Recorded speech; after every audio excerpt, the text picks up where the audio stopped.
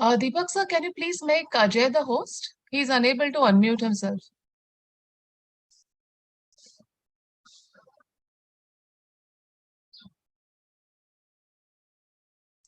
Am I audible? Yes, Yeah? yes, you are audible. Okay. Uh, so can I request Deepak sir to please make Ajay the host?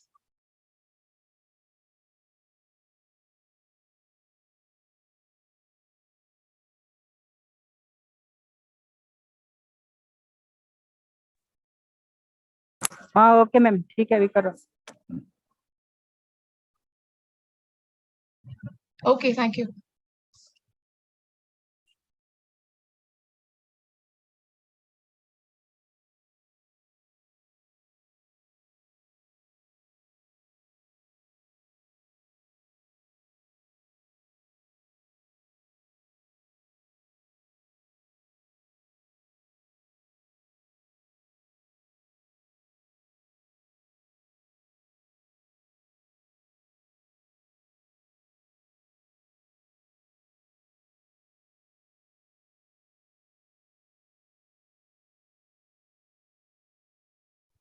Medha, can I request you to unmute yourself and check your audio, please?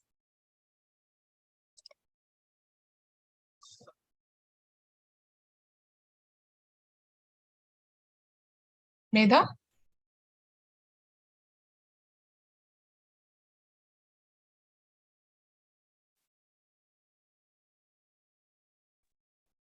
Is she co-host? Yes. Oh, okay. Can I request admin to make her co-host, please? Ajay, can you make her co-host, Medha?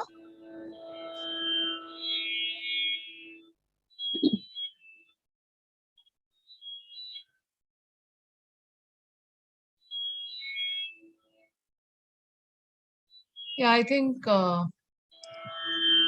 yes. Medha is audible now. Medha is audible. Can you mute yourself?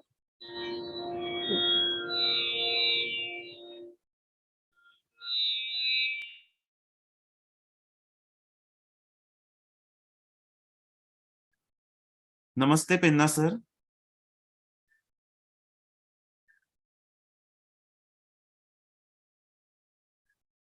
Namo Namaha, Penna sir.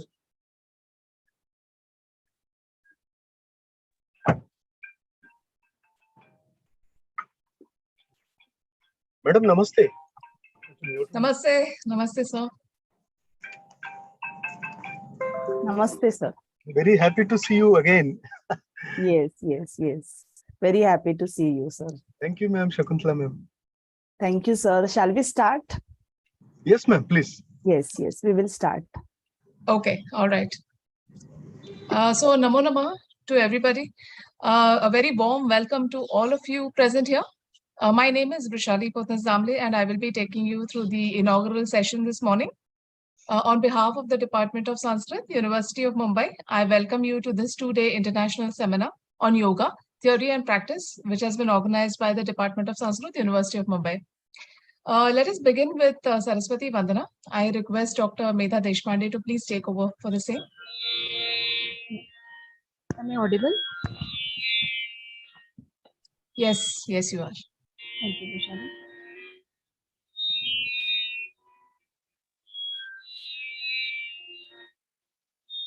Ya kundendu tushara haradhavala ya shubhravasradrita ya veena varadandamanditara ya shrita padmasana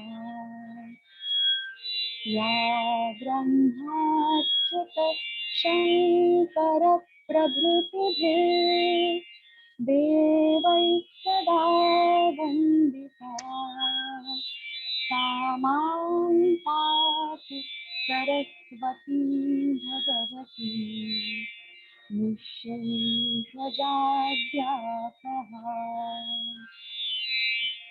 जलशारदे मागीश्वरी जय शारदे मागीश्वरी संयते विद्याधरी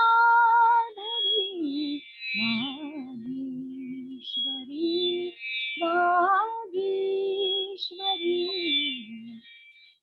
जय शारदे वागीश्वरी ज्योत में परी कांति तुझी ज्योत में परी कांति तुझी मुखरम्य शारद चंद्रमा उदय तुझा हात्यातुनी उदय तुझा हात्यातुनी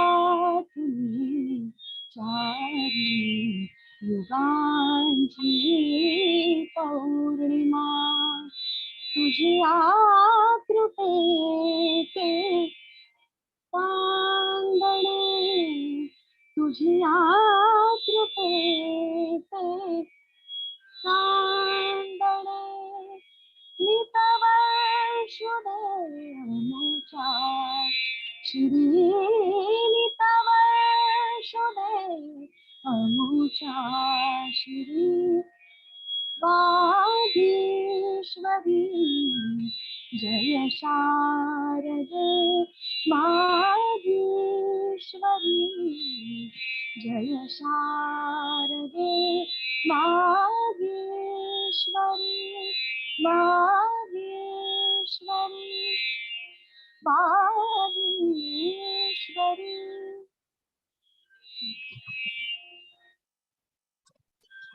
Thank you so much, Medha. That was lovely.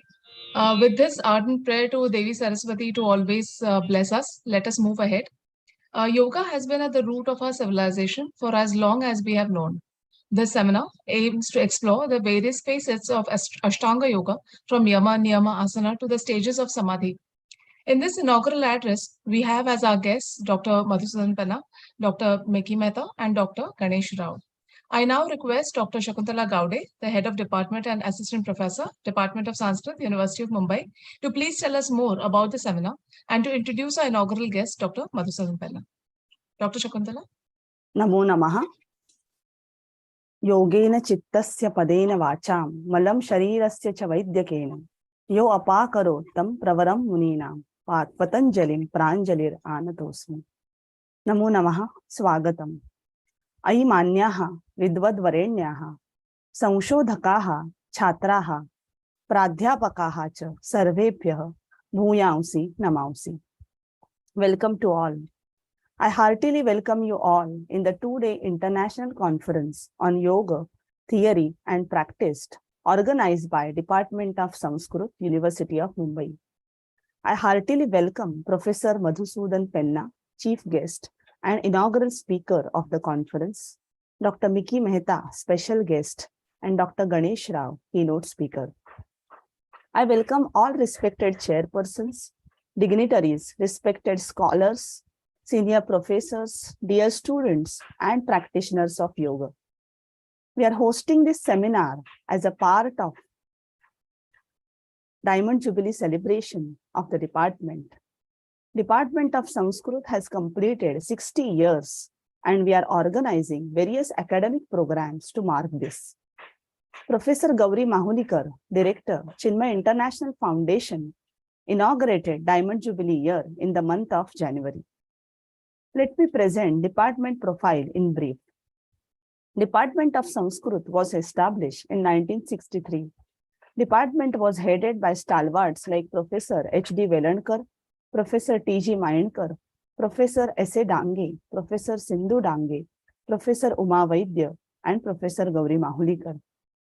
Department of Sanskrit is continuously engaged in teaching and research of Sanskrit, which is in tune with the motto Sanskritam Janaya. Department conducts PhD and master's degree programs in Sanskrit and different part-time courses, which include certificate and diploma, as well as advanced diploma in Sanskrit, PG diploma in mysticism, PG diploma in mythology, Diploma in Manuscriptology, Diploma course in Bhakti Literature. Department has organized number of lecture series and workshops on variegated themes. Last year was celebrated as Professor Sadashiv Ambadas Dange birth centenary year with various lecture series on important topics related to Sanskrit studies. Department of Sanskrit has completed UGC UP projects.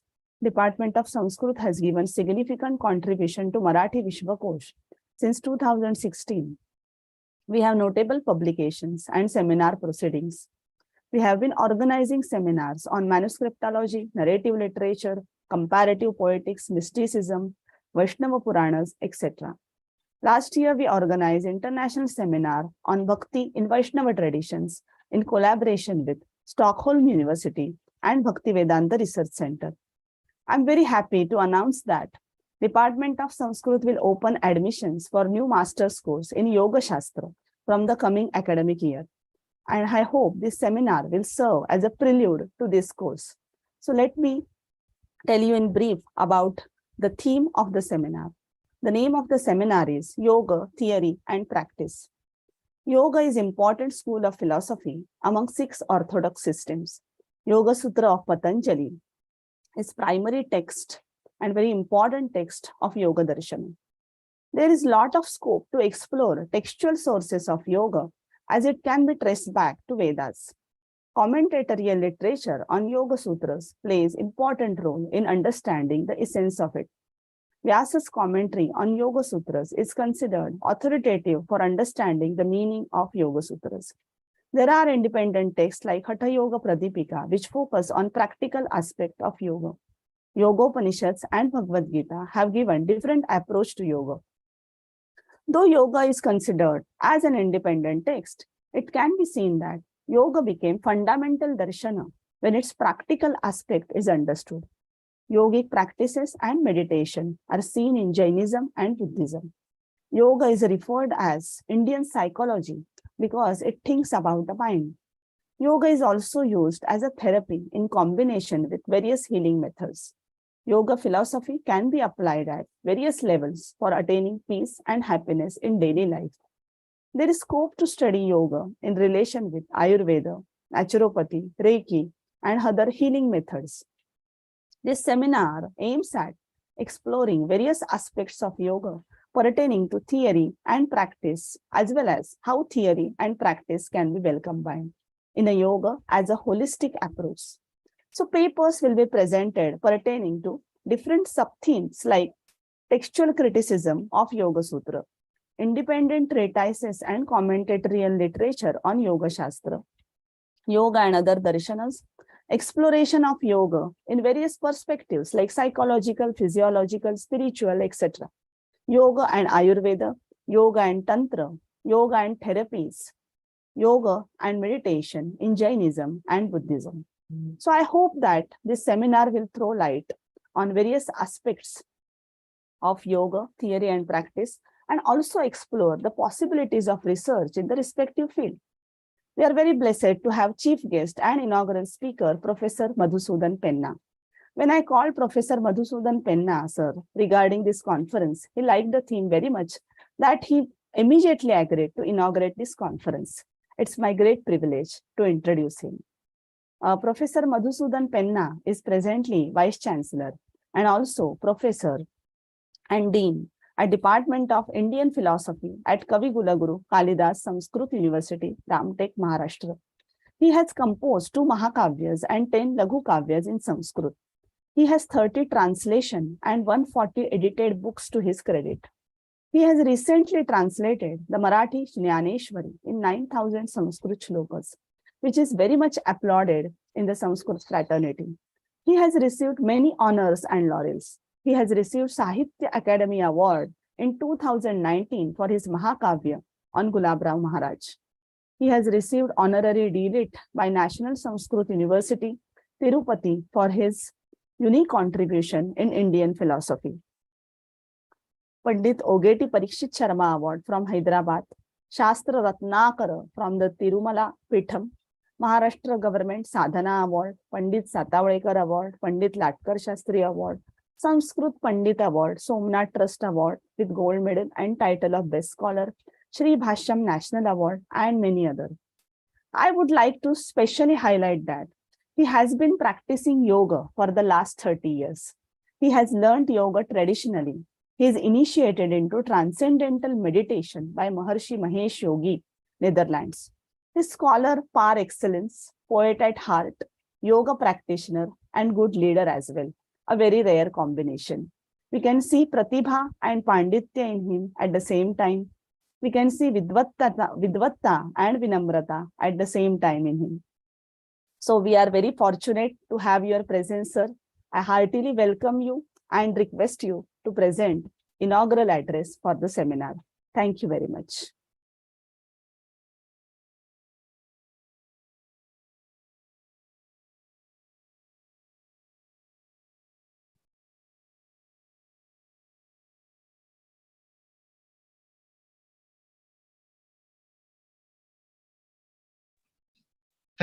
Thanks a lot, ma'am. Shakuntala madam, namaste. And my sincere pranam to all the senior practitioners of yoga. I'm very glad that you have invited me. I'm not a person of that stature, but still, it's really a very great honor for me that I am here with you on this particular day to inaugurate the International Conference on Yoga Theory and Practice. As Madam said, the department has been conducting various academic programs, and last time also I had seen that in collaboration with foreign university, you have conducted interesting conferences. Really, I was thinking that I should put myself in that somewhere so that I can also contribute or I can also learn. So today is a great day that we are all here to share our knowledge about yoga. So the theme itself is very interesting, that yoga theory and practice.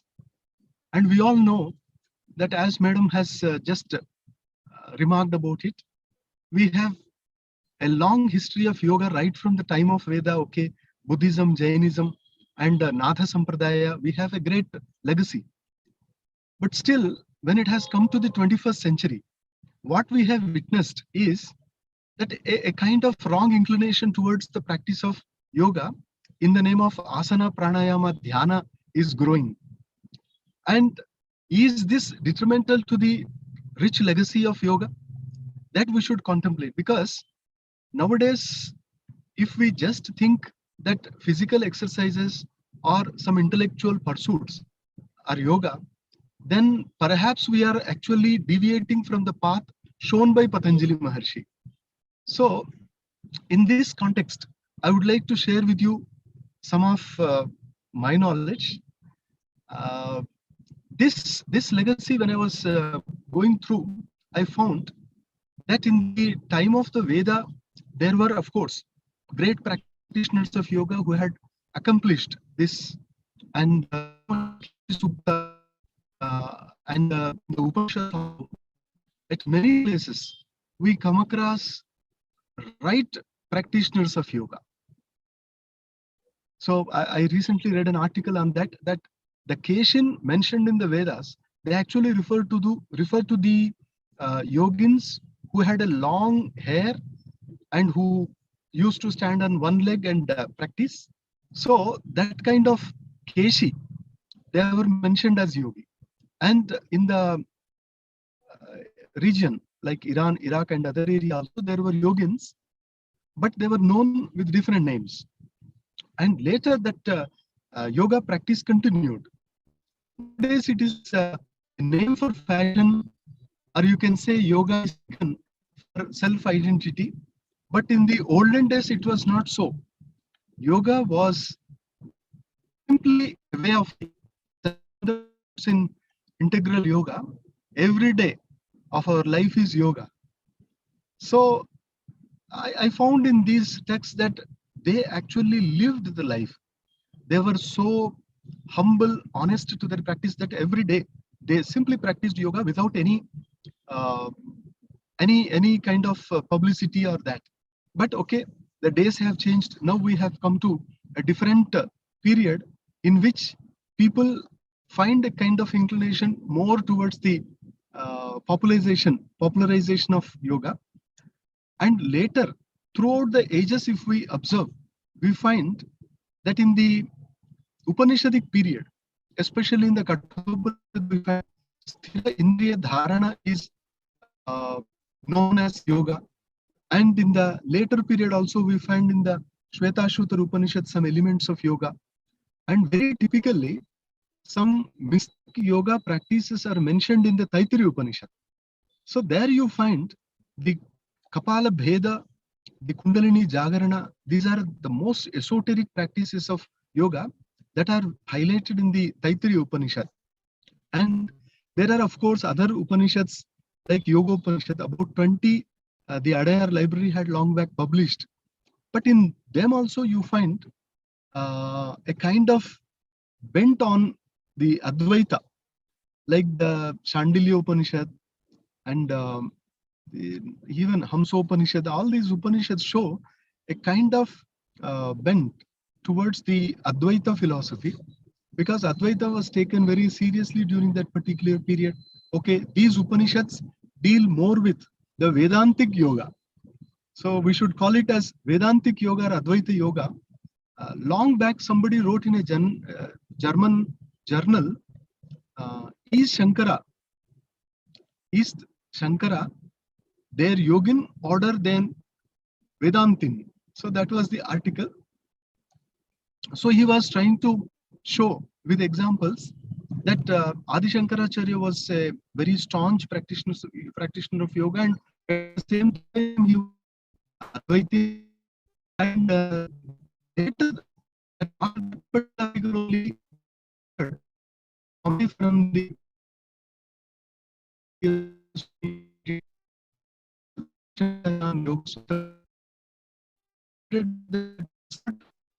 for the same Adi Shankaracharya, maybe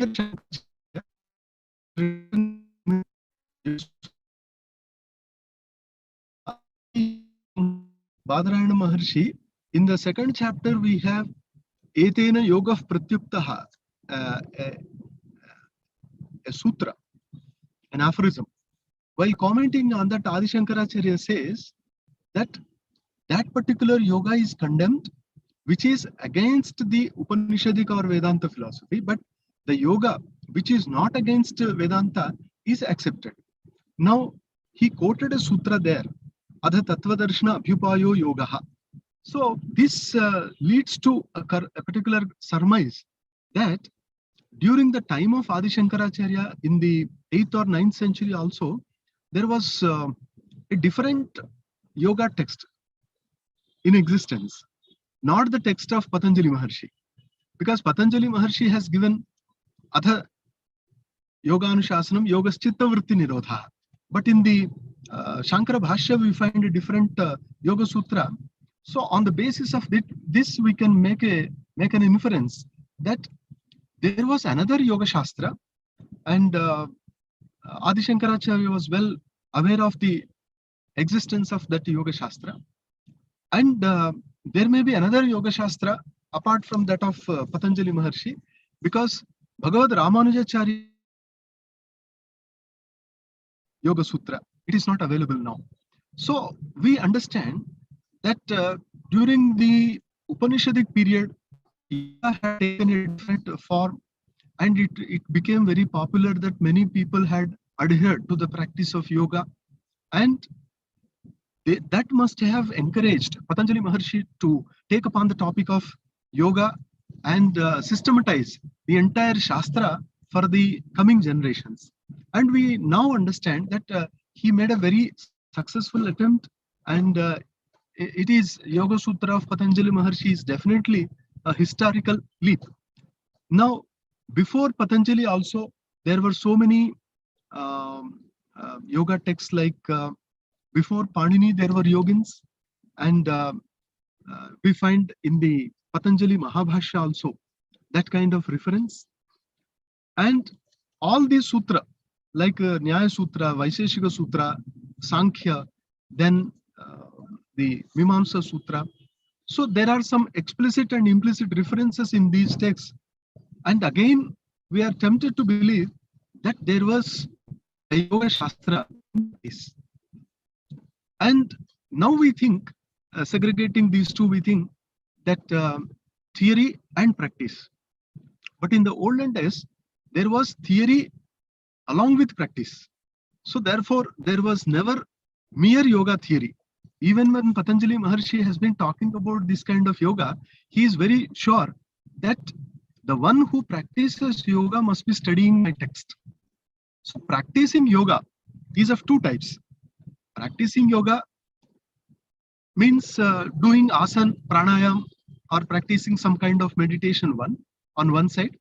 And second is strictly adhering to the formulas of Yoga Sutra of Patanjali, practicing yoga. And his yoga lays more emphasis on the Ashtanga yoga that we know.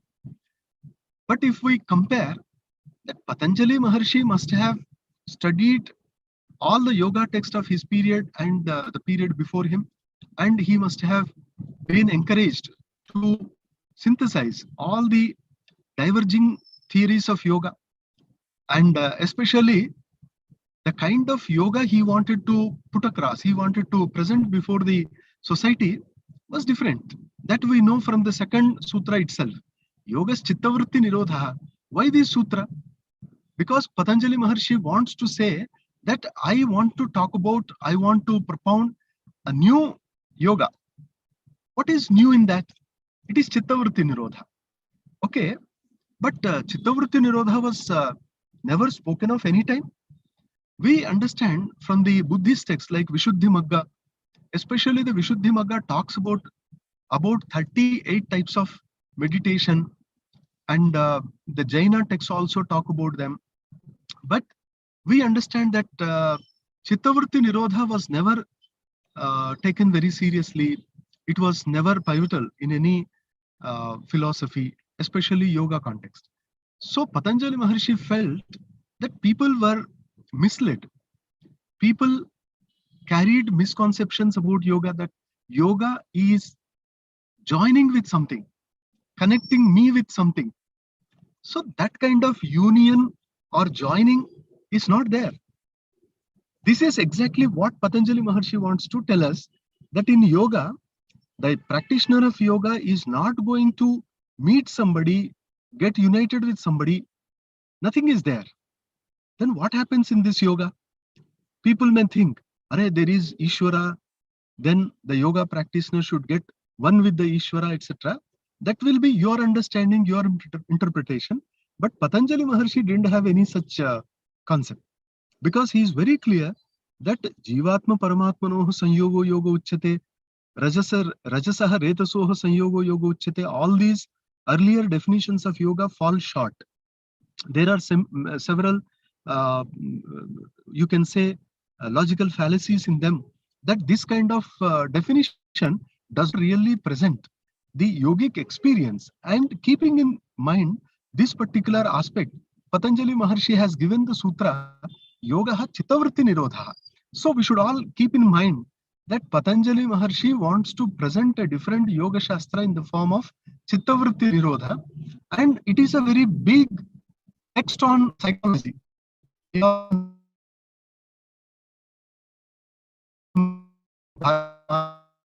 Still,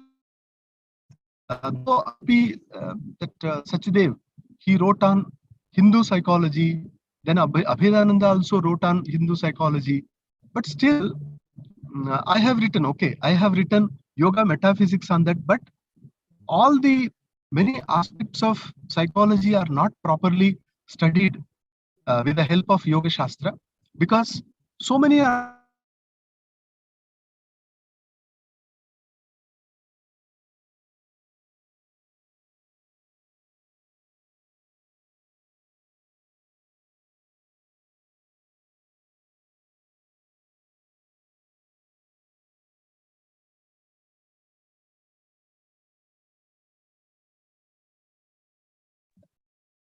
Dr. Penna, I think you're on mute. Yeah, request you to unmute yourself. So this I have observed, that when Yoga Bhasha is talking about some Chitta Dharma, Dvayehi chitta dharmaha paridrushtaha, and especially chitta bhumi, because these are not to be found in the Patanjali Yoga Sutra, but the tradition continued through ages. That we find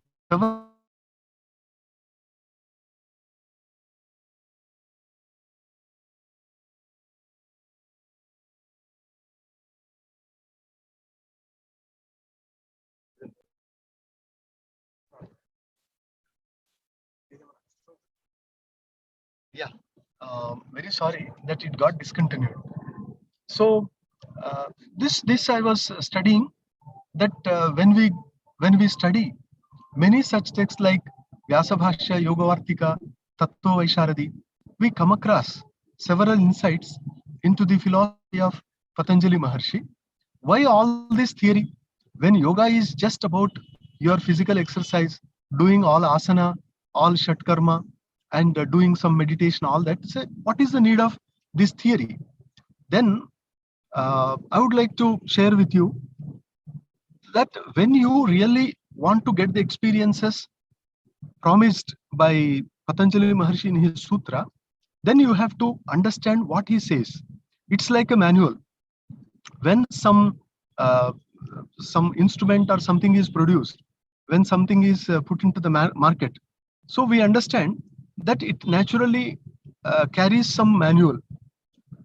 So how that particular instrument or gadget, whatever it is, it can function, what are the precautions that we're supposed to take, everything. So here also Patanjali Maharshi has given some yoga, and he has given along with a manual, and that manual is Yoga Sutra. Otherwise, we cannot really understand what Patanjali Maharshi tries to convey to us. So in this sutra, we find the yoga that Patanjali Maharshi wants to give to the society. One is, it is Chitta Vritti Nirodha. Then we have to understand what Chitta Vritti, the difference between Vritti and the Klesha, the origin of Klesha, origin of Vritti. Then we come to Chitta Vritti Nirodha, then Swarupavasthana and Vritti Sarupya. This particular Vritti Sarupya is nothing but misidentity. This is misidentity. So everybody has an identity, but that particular identity is a very wrong one. As Carl Jung says, it is actually the persona that we are carrying in the personality. So the persona or the mask that we are carrying for the sake of society is a misidentity of the self. Then Yoga Shastra says, you come out of the various psychological limitations and realize yourself. This is Drashtuhu Swarupe Avasthanam he is talking about. So two things are there. One, a wrong projection of the self, and other, realization of the self and coming back into the, so that we are totally established in that. So these two things are highlighted in the beginning of the Yoga Sutra, and everything else is only an elaboration. Whether it is in the form of Vibhuti, whether it is in the form of Klesha, explanation, Chaturvyuha, etc. All this is a kind of elaboration. Now, Patanjali Maharshi does not give lot of importance to the asana, pranayama, though they are very important. Why didn't he give importance to these? We understand that he is talking about samadhi and the result of samadhi. So therefore, the modern practitioner of yoga should be well aware of the width, the scope of this Yoga Sutras, that it is not just training your body, it's not just training your mind or intellect, it is something beyond. And that particular experience is very much elucidated in the Yoga Sutra, the Samprajnata, various stages of Samprajnata, Asamprajnata. So that is the beautiful science Patanjali Maharshi has presented. And in the past, we find that in the Nada Sampradaya, a different kind of yoga developed, which did not give much importance to some of the yoga practices mentioned in the Yoga Sutra also. We find that even Shankaracharya, as is evident from his Viveka Chudamani, he doesn't give importance to these. But in the same period, about 9th, 10th century, a yoga developed in Kashmira Pradesha. So there, as we find in the Tantra Loka of Abhinav Guptacharya, so a yoga developed. Abhinav Guptacharya defines that yoga as Tattvanam Chiti Yojanat Yogamityahu. So it is a different kind of yoga. He is presenting that all the 36 tattvas you should realize, understand, then merge them into their source. This is a kind of Pratiprasava. Of course, it is there in Patanjali Maharshi's Yoga Sutra, this kind of mergence, whether it is Prakritilaya, whether it is any Chittalaya, etc.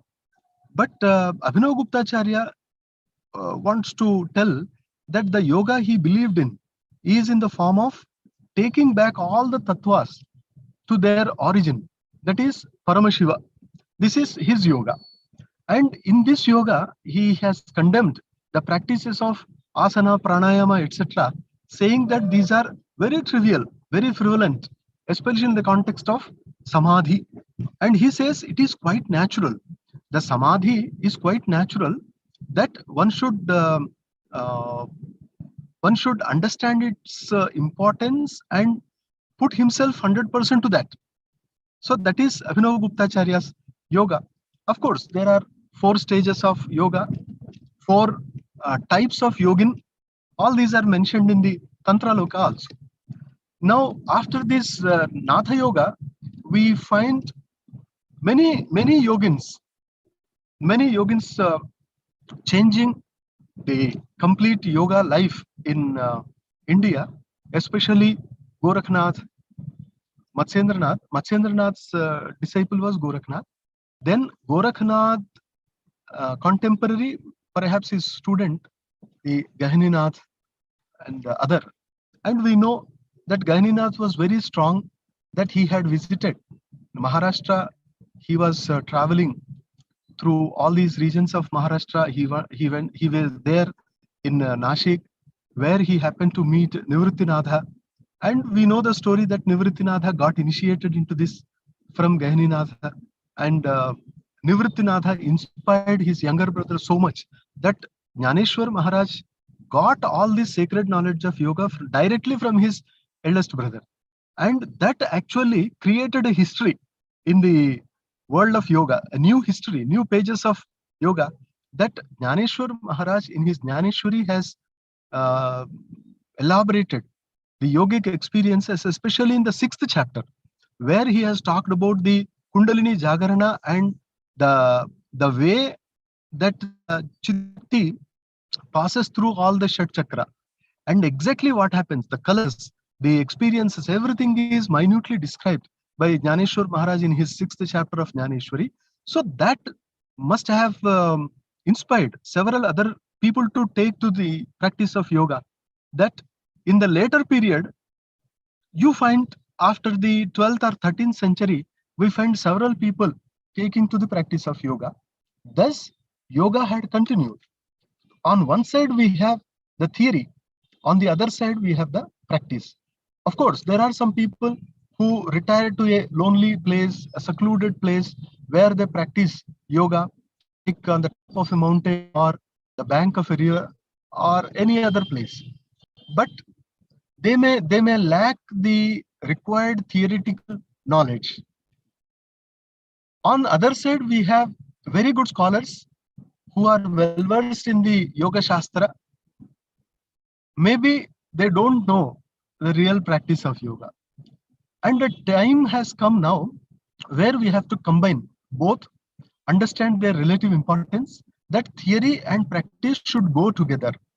It's like Yaskacharya says in the Nirukta, Anagna viva shushkedho natajvalati karhichit. So I believe in that if you don't know the meaning of Veda, but you just chant, so that will not be of much use. Similarly, in the yoga practice also, without knowing the basic philosophy behind, if we go on practicing, okay, definitely we get some or the other benefit, but the promised benefit of Patanjali Maharshi, we may not get. So this theory and practice should go together. And my sincere request to all the young practitioners of yoga that this modern practice should have a very strong base, that is theoretical base, and that theory they may get from Patanjali or Hatha texts also. Then their practice will become solidified. This is very important. And another thing is that in the modern age, when all the gadgets are available, instruments are available, technology is available, there should be a kind of thorough research into the efficacy of yoga on the basis of both theory and practice. I would like to share with you that towards the end of the Yoga Sutra, we find that there is a lot of exposition of parinama, especially the chitta parinama, bhuta parinama. And in the Yoga Bhashya, we come across a very good explanation of pradhana. In my view, it is the matrix. It is the prime matrix that is the base of all creation. That is pradhana or prakriti. The way Vyasa Bhashya explains this pradhana and the parinama is very impressive. That it actually reminds us of the very important contribution of Edgerton, Schrödinger in particle physics.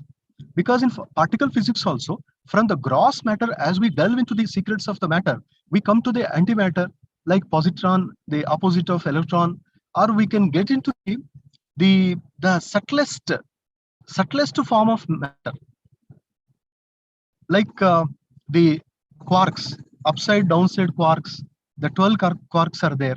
Then into them, that means they are actually the minutest part of the atom. Again, we understand that electron has some quarks. Similarly, other. Then within the quarks also, if we peep, so we find there the various fields, and within the fields also, of course, they are like quantum. The quantum physics has originated from that. So from there we find the fields, various fields. And if we really try to enter into the secret of matter through this phase, we understand there that there is nothing but mind. That's what exactly provoked the great astrophysicist Edgerton to remark that I don't find anything else than mind. So mind was the only thing he felt. And our people say, you stop with mind, but we have one more thing, that is Atma. And that is the self they are talking about. This is the theoretical background, but we can appreciate that behind this, there is science. There is not only the particle physics or theoretical, what you say, but there is psychology. There is physiology. So this is the beauty of the theory that we should understand and appreciate. Then only we can really enjoy the fruit of yoga practice, I believe. And my sincere request to all the yoga practitioners of this generation that okay, you practice yoga, but at the same time you understand the importance of theory, go through the texts like the Raja Yoga texts, Hatha Yoga texts, and other yoga traditions, as Shakuntala madam was telling. So we have so many yoga texts. But see, these yoga texts may open up a new dimension of yoga and encourage you to take upon a new dimension of research also. That's possible. So please put yourself to that and compare with the modern concepts, compare with modern ideas, and try to show the relative importance. So for example, if you take the psychosomatic disorders, then if you focus on each of them, don't take any broad topic for research, because that cannot be research at all. So you have to pinpoint the research. Like you want to take research, okay, take any one psychosomatic disorder and design a particular yoga practice for that, then okay, you have samples, then you go for applied research, then study, then present the outcome of that kind of result. This is analyzing the data. So I believe that in this manner you can really put out the best of the yoga research, and that means that will be useful to the society.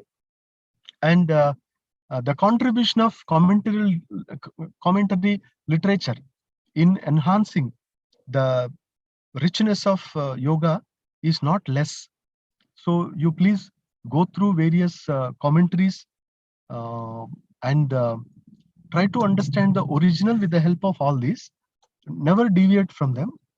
And in the context of modern yoga, you can take that as for your research also, like the modern yoga teachers, there, if at all there are new theories, then the nature of new theories, their relative importance. So this also you can add to the research, and this way I believe that yoga theory and practice can be understood as mutually complementary. And somebody was telling me in Nagpur also that you people talk about yoga, we do yoga. Then I felt very sorry that I told him we also practice, but the practice you are boasting of is in the form of practicing asanas and pranayama. But sorry, sir, sorry to tell you that Shankaracharya, Abhinavaguptacharya, and many other stars who are really historical yogins, they say that don't confine yourself to that practice alone, go beyond. And this is the only chance, as Abhinavaguptacharya puts across, this is the only chance. This is the life is a goal and a means by itself. This is the statement of Abhinavaguptacharya. So I told him, sorry, sir, but we are inspired by such great stalwarts. So when they say that this much is not yoga, then naturally a question arises: if this much is not, then what else is there? That in search of that something else, we are actually traveling. Paul Brunton had written about that, various experiences of yogins, and when we study those, we really get inspired that such great yogins existed here.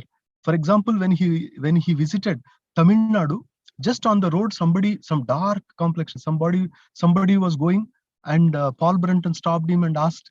That person said, "I am practicing yoga. That's all."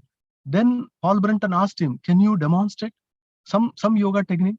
Then he had shown some 5 minutes. He had stopped his breath, no pulse rate, no heartbeat, nothing. According to modern science, he says this person will be declared dead, but he was alive. Then when Paul Brunton appreciated him, he said, "It is nothing before my guru.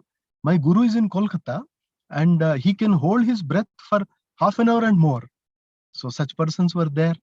And in Himalayas also, he had written about them. There were yogins who had demonstrated different things, like right in front of this C.V. Raman, Sir C.V. Raman. In Kolkata, a yogi demonstrated that he had taken potassium cyanide and put on his tongue.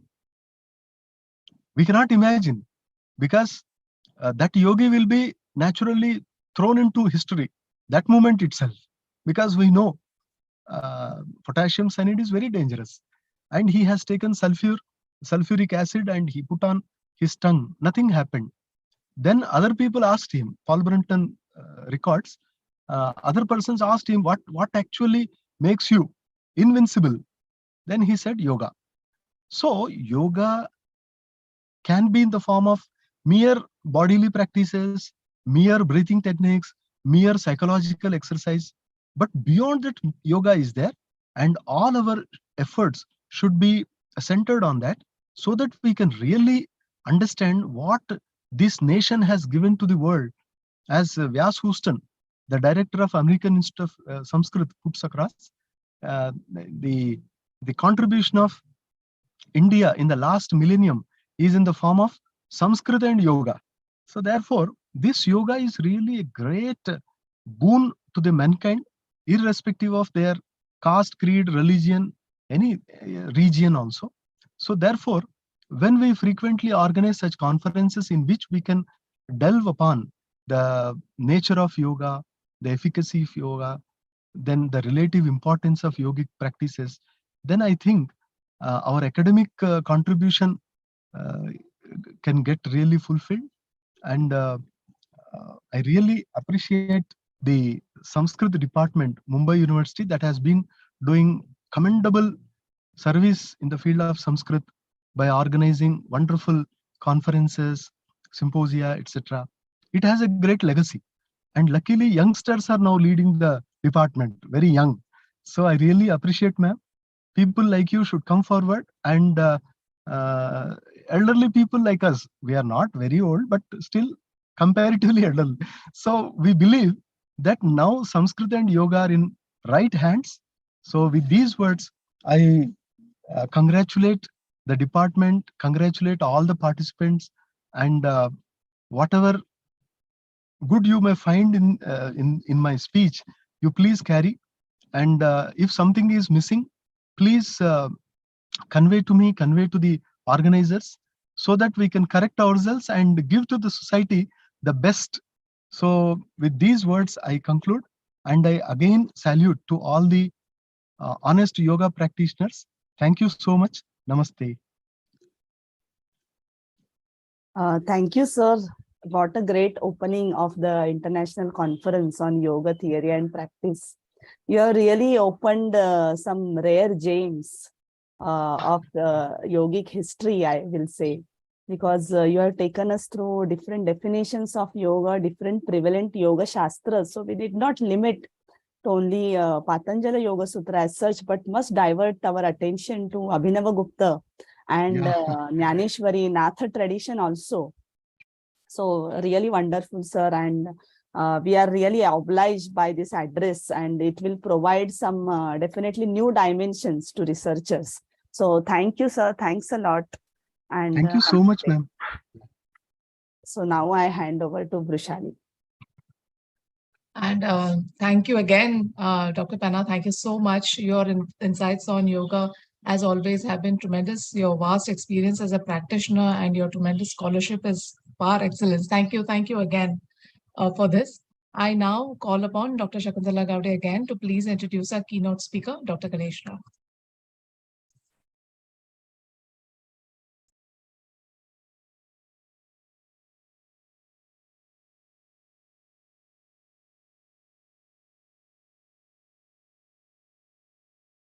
So it's again, I'm again happy to introduce Dr. Ganesh Rao. Dr. Rao is highly acclaimed and inspiring name. He is one of the 100 most inspiring yoga teachers in India in the field of yoga. He has conducted all over the world till date more than 23,000 sessions in yoga, including all aspects of yoga, theory and practical. Dr. Rao earlier worked as finance executive from Tata Motors Limited for almost 2 decades. Dr. Rao has excelled as a professional saucer player for more than 17 years at the national level.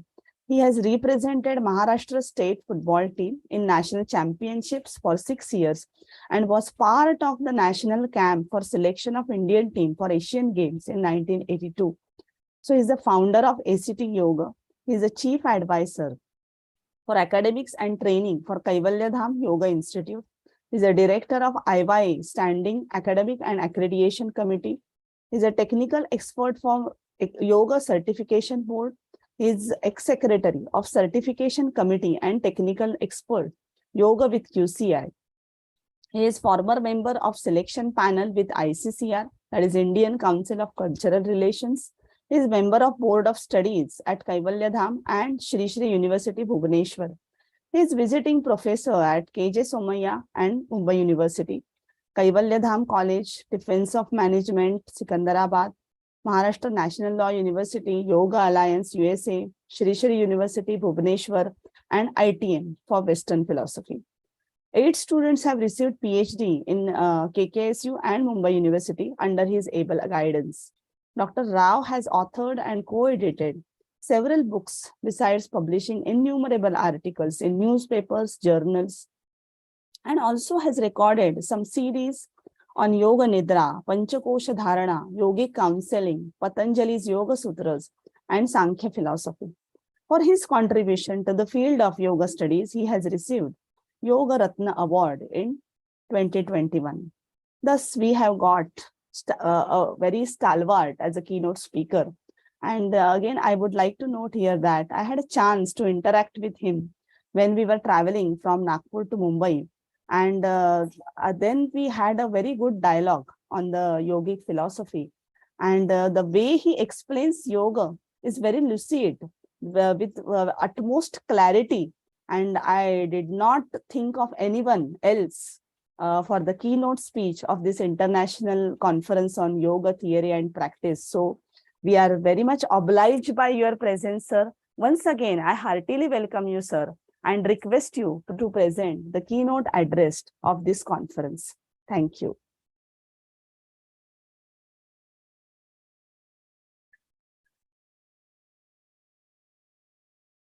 Sir, please unmute yourself. I'll repeat. Thank you very much. Namo Namaha. Congratulations to Sanskrit Department of Mumbai University for organizing this international seminar on the most relevant topic, yoga theory and practice. In fact, the content of my talk today is the relevance of theory and practice, both individually and put together. Also, Bombay University is my alma mater. It is an honor for me to participate in this seminar, and I'm singularly happy for that reason. Dr. Penna, as usual, a vast treasure of knowledge and wisdom, has made the mind very fertile when listening to him, taking us through the whole journey of yoga from ancient times till today, touching upon so many traditions, so many scholars, saints. In my address today, I will try to talk about theory and practice, that is meta theory and meta practice, rather than each theory and each practice of yoga. Of course, to some extent, it may be inevitable for me to speak about some practices and the theoretical aspects, but I would like to confine myself or emphasize more on meta theory and meta practice, the significance of theory and practice in yoga. Pranams to all the scholars, professors, listeners, practitioners present here.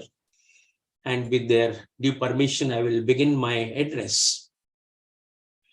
All of us can see that the popularity of yoga is soaring in geometric progression in modern times. And irrespective of caste, creed, race, region, religion, nationality, gender, age, yoga has been embraced and being embraced by people all over the world. In fact, before I forget to say that, the popularity of yoga has as a byproduct also started making people curious about Sanskrit language. And there are lots of people, not only in our country, but abroad. When I travel, I find their interest in Sanskrit language also increasing. This is a byproduct of the popularity of yoga, that so many people now are interested not only in yoga, Sanskrit, it's also about Indian culture in general. This popularity of yoga can be seen in 3 dimensions today. One dimension is of the yoga practitioner.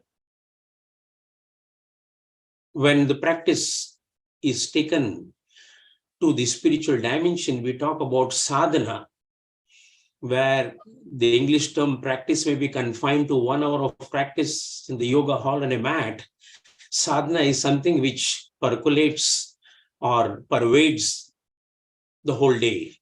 So practice and sadhana sadhana being slightly distinguished. And this sadhana, this practice being done popularly as a fitness regimen, and by some taking to yoga as a lifestyle. But the area is pertaining to the yoga practitioner. The second dimension explaining the popularity of yoga today is the dimension which is now opened out by yoga as a career option. Whether the individuals take to yoga for teaching yoga. In fact, I come across a number of students who after 10th or 12th standard start asking, can I take to yoga as, taking it as a profession? Yeah. I mean, they infer they want to become teachers of yoga. Some of them want to open yoga studios, yoga schools, and some of them taking to yoga purely as an academic subject, from certificates, diplomas, degrees to doctorate level. And lastly, people entering into this field from the research point of view. I consider this field where the earlier part was of a yoga practitioner. This is the field of the yoga teacher, yoga researcher. The third part, which I can see today, is, and this is the part which is most popular today, in all my more than 23,000 sessions of yoga that I have taken, hardly, or I can say not even one single example of a person coming to me for attaining to Kaivalya or Moksha by practicing yoga. Can I attain Kaivalya under you? Or can I attain Moksha under you? No. Most of the people today enter into yoga from the therapeutic part, having some problem, having tried other therapies, the pros and cons of other therapies, and then finally making a foray into yoga to see whether yoga as an alternative therapy helps them. This is the field of yoga therapist, as against the first one of yoga practitioner, the second one of yoga teacher and researcher. This is the field of the yoga therapist, dealing with physical and mental health. In most cases, in all three dimensions, the emphasis by the practitioner, by the teacher, by the therapist is towards the betterment of the body and the mind in the empirical world. Yeah, this is very clear. I'm very precise in what I'm saying. The emphasis is on the body and the mind, physical health, mental health, and for gains in the empirical world, for progress in the empirical world, in whichever direction you want to take it. Having said that, in all these three fields, in all these preoccupations, engagements with yoga, whether as a practitioner, a sadhak, or as a teacher, researcher, or as a therapist, the importance of understanding yoga per se cannot be overemphasized. And when I say understanding of yoga, this understanding of yoga refers to both the theory and practice, the theory and practice of yoga. Very much necessary for all three dimensions, whether practitioner, teacher, or therapist. Understanding of theory of yoga and practice of yoga is a must. Coming to the first part, theory of yoga. What do we understand by theory of yoga? By theory of yoga, we mean the philosophical foundations of yoga practices. And simply speaking, this philosophical foundation of yoga practices goes towards answering the question of what is yoga, what is the rationale of yoga, what is the methodology of doing yoga, and finally, what is the purpose, what for, what is the purpose, goal, ultimate end of doing yoga.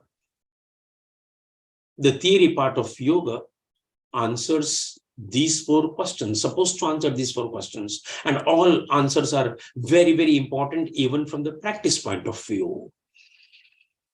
Being very brief, if we say what is yoga, in fact, when Dr. Penna was elaborating upon lots and lots of things, I was having two thoughts in the back of my mind. And one thought was, the teacher of yoga is actually, or can be visualized as a machine where complicated and complex things from the texts, various traditions, various theories enter from one side, and from the other side, after the teacher processes it, it comes out in a very simplified form, which is now ready for being practiced. Yeah. Otherwise, as Osho says, all analysis tends towards paralysis. You know a lot of things, but you can't do anything about it because there's so much to know. The important point is whether all that thing is simplified for finally the practice to happen. So when we talk about the what of yoga, yoga can be answered in various ways. I'm not going into all of them, but restricting myself, confining myself to only one part, that the immediate and probably the most appropriate answer to what is yoga is a darshana, a classical Indian philosophy, an Astika Darshana.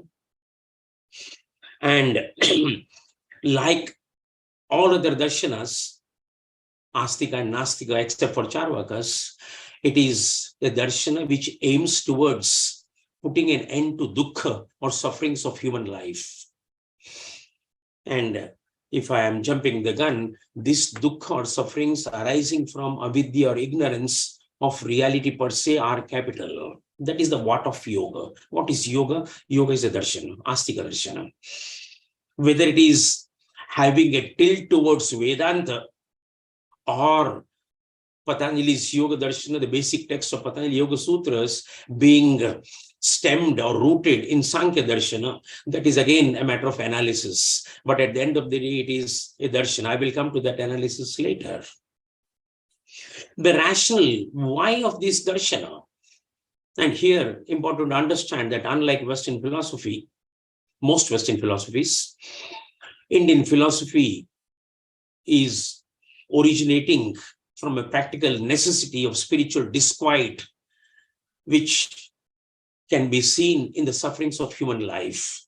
So all Indian philosophies, when I say all, most of the time, except Charvakas, it's aiming towards eliminating dukkha once for all. So the Yoga Darshana, of which Patanjali's Yoga Sutras is the basic text, is an attempt and endeavor to put an end to dukkha or human sufferings permanently. That is the rationale why.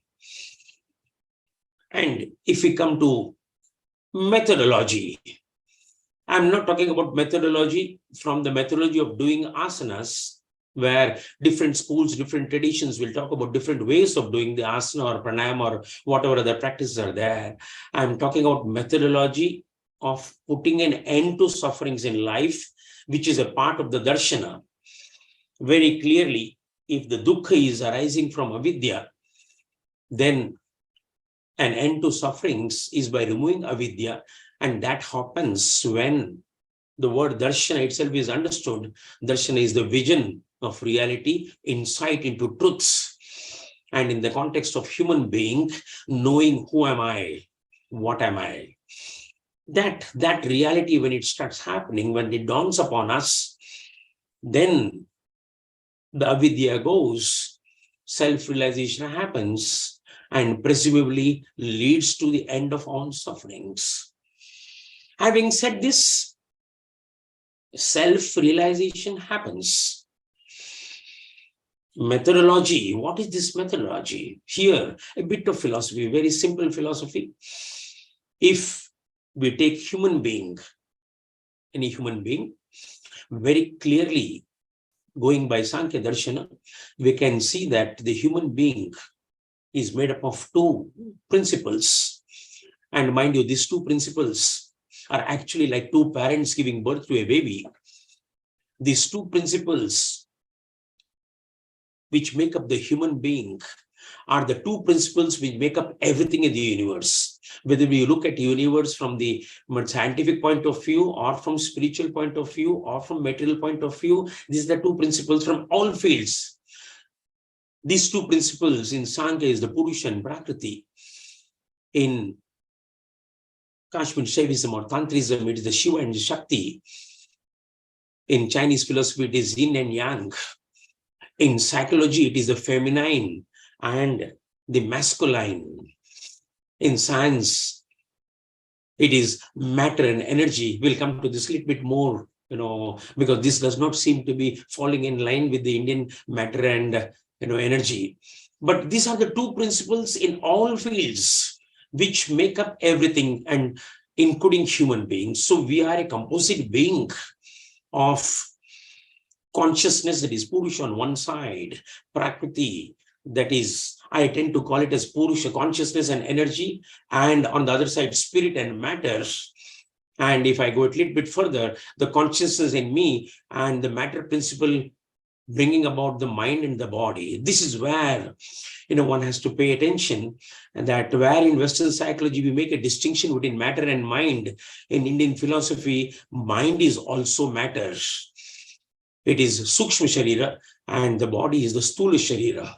And finally, the matter is also energy, and this is what is talked about, or what Dr. Penna was referring to when we go to the ultimate part of any object, when we analyze the molecules into atoms, into protons, electrons, neutrons, and then go deeper and deeper and deeper, we find only vibration there, a wave there, which is nothing but a replica of energy there.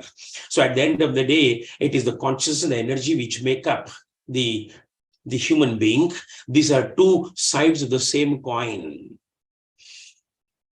Leaving aside this philosophical jargon, if you look at a simple human being, there is the mind and the body on one side and the consciousness on the other side. And just to throw light, where in Indian philosophy we emphasize on consciousness as a noun, maybe in the Western philosophy or in Western psychology, we talk about consciousness as a verb, and that is the mystery which happens in understanding. So two parts to me, the body and the mind, and the consciousness, matter and spirit there. The methodology, this is very, very crucial for any practitioner of yoga. The methodology of self-realization, in the first place, the self is the consciousness in me, because that is the permanent, eternal part in me. The matter part continuously changes. You don't have to go far off to see why it changes. How in Sankhya, the Prakriti is made up of three gunas. The three gunas are inherently changing. So the body and the mind are inherently changing. They do not fall under the definition of reality per se. Though the original Prakriti is one eternal, the parts of the Prakriti which is manifested in the human beings keeps on changing. And that change, that is why the body and the mind is not considered as real. The consciousness in me is the real. So if I have to realize myself or align myself to the reality, what do I do with the body and the mind? This is the basic question for all practitioners of yoga. And very clearly, in Patanjali's yoga, in all forms of yoga, these two, the body and the mind, they need to be transcended to reach the state of consciousness. I'm using the word transcendence and not abandonment. You cannot abandon your body or your mind and then go towards self-realization. You require to transcend. This is the whole crux of the practice of yoga, the methodology of yoga. And in the process of transcending, automatically the body and the mind have to be refined. To put it in simple words, a sick person cannot be spiritual. And when I say it, I come down to even small practice. Even when you're sitting for meditation and your knee is hurting, your attention is drawn to the knee, you cannot meditate. If your back is aching, when you sit in a meditative posture, if the back is hurting, your attention is drawn to the back, you cannot meditate. This is the reason why among the antarayas, Patanjali points out Vyadhi as the first antaraya. Because if you are sick, if you are physically not well, no way you can go ahead. you require to become fit. I'm talking about transcending the body. For transcending the body, not necessary to make the body perfect. The question is it a workable body? Is it a healthy body? Then only I can go ahead. Again, you require to transcend the mind. And this is very beautiful, transcending the mind and not abandoning the mind. If I use my oft-quoted phrases, when you transcend the body and the mind, you're reaching the no-mind state. And that is where the Unmani Avastha or Manomani Avastha of Hatha Yoga, that is where you are experiencing the meditative state. That is where you are getting the glimpse of Tada Drashtu Sarupa Avasthanam. That is where you are getting the glimpse of Chitta Vritti Nirodha. You are in that no-mind state. For reaching the no-mind state, you have to go beyond the mind. Now, you are reaching the mind, no-mind state, going beyond the mind. The no-mind state is experienced in both extremes. In one extreme, the no-mind state is experienced by a person in whom the mind has never awakened. And that, in our vernacular language, we talk about as a buddhu. A buddhu is a person in whom the buddhi has not happened. He has not experienced the mind at all. But we are not talking about buddhu in yoga, that a buddhu is, a yogic person. We are talking about a buddha. A Buddha is one who has gone beyond the buddhi. He has transcended the buddhi. So a buddhu and a Buddha both externally appear same. But in one, buddhi has not happened. In the other, the person has gone beyond buddhi. That person who has gone beyond buddhi is a yogi. So in yoga, we are talking about transcending the body and the mind, not abandoning the body and the mind. All yoga practices are meant for transcending the body and the mind. And in the process of transcending the body and the mind, automatically the body becomes healthy, automatically the mind becomes one-pointed. So, physical health and mental health are byproducts of yoga practices. Unfortunately, I repeat what I said to begin with my session, that the practitioner, the teacher, the therapist get confined to the physical and mental health and make it as an end product of yoga.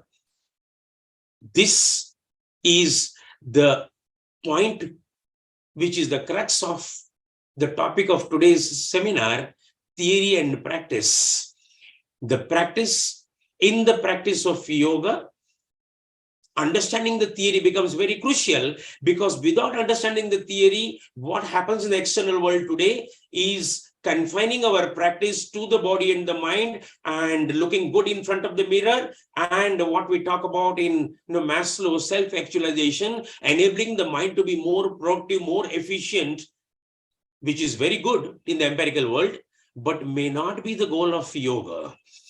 The goal of yoga goes a little bit beyond that. If we talk about the methodology, the last point that I want to make in this context, if we talk about the methodology, then very clearly Patanjali's yoga, being mind-oriented, after the yamas and niyamas are taken care of, the social conflicts and personal conflicts are laid to rest. There is personal adjustment, social adjustment. Then the asanas, the body is made healthy enough to proceed ahead. Then the pranayama practices for equalizing the breath through both the nostrils physically and making both hemispheres of the brain holistic, harmonious, so that you can go ahead for meditation. Patanjali says very clearly, dharana sucha yogyata manasaha. By doing pranayama practices, your mind becomes fit for dharana. Where Hatha Yoga, emphasizing only on the physical health, says pranayamena yuktina sarva roga kshaya bhavet. Patanjali says dharana sucha yogyata manasaha. Pranayama practice will take you towards dharana. The highest practice of Antaranga Yoga in Patanjali's yoga, dharana dhyana samadhi.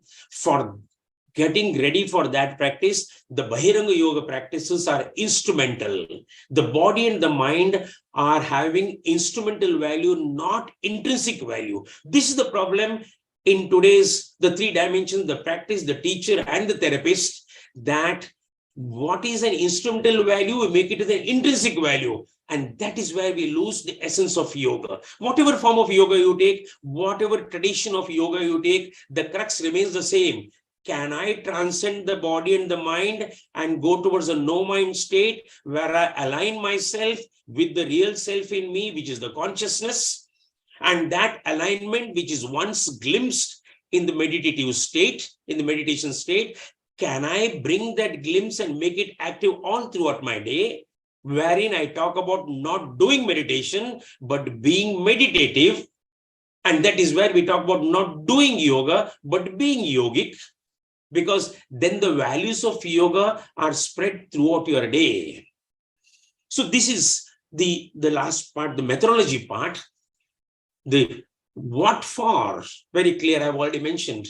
The whole of yoga finally is meant for attaining self-realization, or the goal of yoga is to remove all the sufferings of human life. Physical health and mental health are small parts in that all sufferings. So it happens as a byproduct. When you do asana practice, I being a sports person, if somebody says, sir, my body is very fit because I do asanas every day, I say, what a big deal. Even if I go for running in the morning or do jogging, my body will become fit. No, asanas are not meant for that. Asanas are meant for something higher things there. This is the theory part which you are talking about in theory and practice. The theory refers to the philosophical foundations, the what, the why, how, and what for of yoga. Coming to the practices of yoga, theory and practice. When we come to the practice of yoga, this word practice has two meanings. One meaning is practices, various practices of yoga, starting from yamas, niyamas, shodhana kriyas, asanas, pranayam, dharana, dhyana, samadhi, mudras, bandhas, relaxation practices, yoga nidra, so many practices, mantra chanting, mantra meditation, so many practices. But the second meaning to that practice, theory and practice, is the practicing of the practices. One is the various practices that we know, fine. The second is the practicing of those practices. These practices of yoga, even if you take Patanjali's Ashtanga Yoga, they cater to all the dimensions of human personality.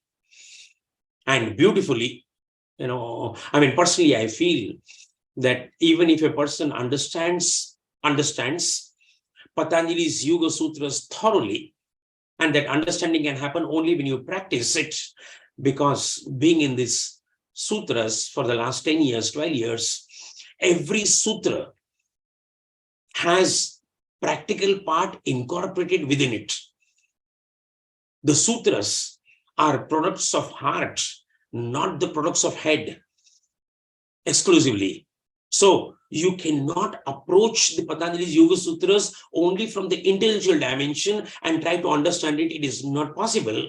Unless you practice it, it is not easy to understand it. So when Patanjali says Atha Yoga Anushasanam, that word Atha also demarcates that now let's go to real yoga. You have been doing lots of things under the name of yoga. Now at least let us go. So the sutras, Yoga Sutras of Patanjali, are meant for higher practitioners of yoga who have been in the yoga field for a long time, because only then they are able to understand. When Patanjali says, Vitarka Vichara Ananda Asmita Anugama Sampragnataha, unless until you have sat down for meditation, you will not know why is he referring to Vitarka as the first stage. Why Vichara? Only when you start practicing, you will come to know the sutras. Every sutra in Patanjali Yoga Sutras has a practical part incorporated in it. The more you go deeper into your practices, the more you understand the sutras. The more you understand the sutras, the more you are able to go deeper into your practices. These practices, as I mentioned, cater to all the dimensions of human personality. And I do not tire myself from saying that Patanjali's Ashtanga Yoga is probably the most comprehensive personality theory ever, where normally we talk about only the cognitive, the cognitive and the affective aspect in a stock definition, description of human personality, Patanjali talks about 8 dimensions of human personality. He talks about the social dimension of the yamas, the personal dimension of the niyamas, the physical dimension of the asanas, the physiological and mental of pranayam, the purely mental of pratyahar, the psychological, the intuitive, and the spiritual dimension of meditation. So 8 dimensions he's talking about. But having said that, beautifully, if you look at these dimensions, each practice takes you inwards. From the yamas, which are social in nature, you are going towards samadhi, which is spiritual. So the progress in yoga is internal. Refinement is by moving inwards from the yamas to the samadhi state, realizing your spiritual self there. Again, asanas, yamas, niyamas are very important. You cannot abandon them, whatever your age. Practices are very important. Whatever your age, there is no excuse for being unfit or unhealthy. Whatever be your age, asanas or a simulation of asanas is necessary. Similarly, there is no moral holiday. You cannot have a Sunday on a week saying that Sunday is open, I'll be able to violate my yamas and niyamas. No, there is no moral holiday. The first 5 limbs, the angas of Patanjali's yoga, have to be transcended, cannot be abandoned. Whatever be your age, all 5 are necessary. So the significance of those practices cannot be overemphasized. They are very, very important. Whether it is asanas or pranayam or yamas, niyamas, they are very important. You are never free to violate them. But the question is, they are not exclusively important. They do not have intrinsic value. They are means, they are instruments towards going higher in all forms of yoga. And I am tempted to say, in all forms of spirituality, meditation is the highest practice. Whether you take Sufism, you take Zen, you take Christian mysticism, you take yoga, all traditions of yoga, meditation is the highest practice. Because in that meditative state, when the meditation becomes successful, for once you get a glimpse of who you are. Tada drashtu sarupe avasthanam. You are established in your real self. Only the meditator, nothing to be meditated upon. You experience that pure awareness. I am now coming to the necessity of having a good background, good foundation of the theory, so that your practices, the quality of the practices does not suffer. Second, you get the full real effects of yoga. The essence of yoga is not diluted. And also, in all my travels, I see, because one is not very clear about the theoretical part, there is hesitation in venturing into various parts of yoga. A lot of resistance sometimes I see in chanting of Om, a Bij mantra which is purely sound oriented, or going into yoga, into the philosophy of yoga, because you have a fear that by going into philosophy of yoga, am I getting converted into another religion? When your theoretical part becomes very strong, when you are very, very clear, educated about the theoretical dimension, the philosophical foundations of yoga, these doubts, these suspicions, these fears are set to rest, that there is no conversion there. Yoga is a spirituality, not a religion. And it is not that by doing yoga you become spiritual. You are a spiritual person who does in yoga to realize your spirituality. It is not that a human being has to become spiritual. It is a spiritual being who has to become human. So the theoretical part is very much necessary. In the absence of theoretical understanding, what happens is what we see today around. Yoga asanas become physical exercises. Yamas and niyamas practiced for becoming a principled person in life. Pranayam practices done for getting benefits in health issues. Yeah, all of them are there necessary, but that is not the ultimate purpose. That will happen automatically. Your theory part, your foundation in the philosophical dimension of yoga will make your practices more profound, will add quality to your practices. Just doing practices without knowing the theory, you are not doing yoga. You are reducing yoga to a fitness regimen. And that is what is happening all over the world. Getting into the theoretical dimension, very, very, very crucial. Having said that, what happens when you get only into the theoretical part? That danger is more now, because yoga is becoming an academic subject. One can confine oneself totally to only reading scholarship, understanding of yoga philosophy, without demeaning or degrading that. Mastery of yoga theory exclusively without practicing is like reading, memorizing, and mastering the menu card in the restaurant and several restaurants with the assumption that you can fulfill your hunger. No, by mastering the menu card, your hunger is not fulfilled. And not only mastering the menu card for yourself, after mastering the menu card, you are disseminating or imparting that same mastery to all over the world. No, you have to practice. Practice is very, very necessary. Otherwise, we'll keep on hair splitting. What does this mean? What does that mean? And the practice goes into the background. You don't practice at all.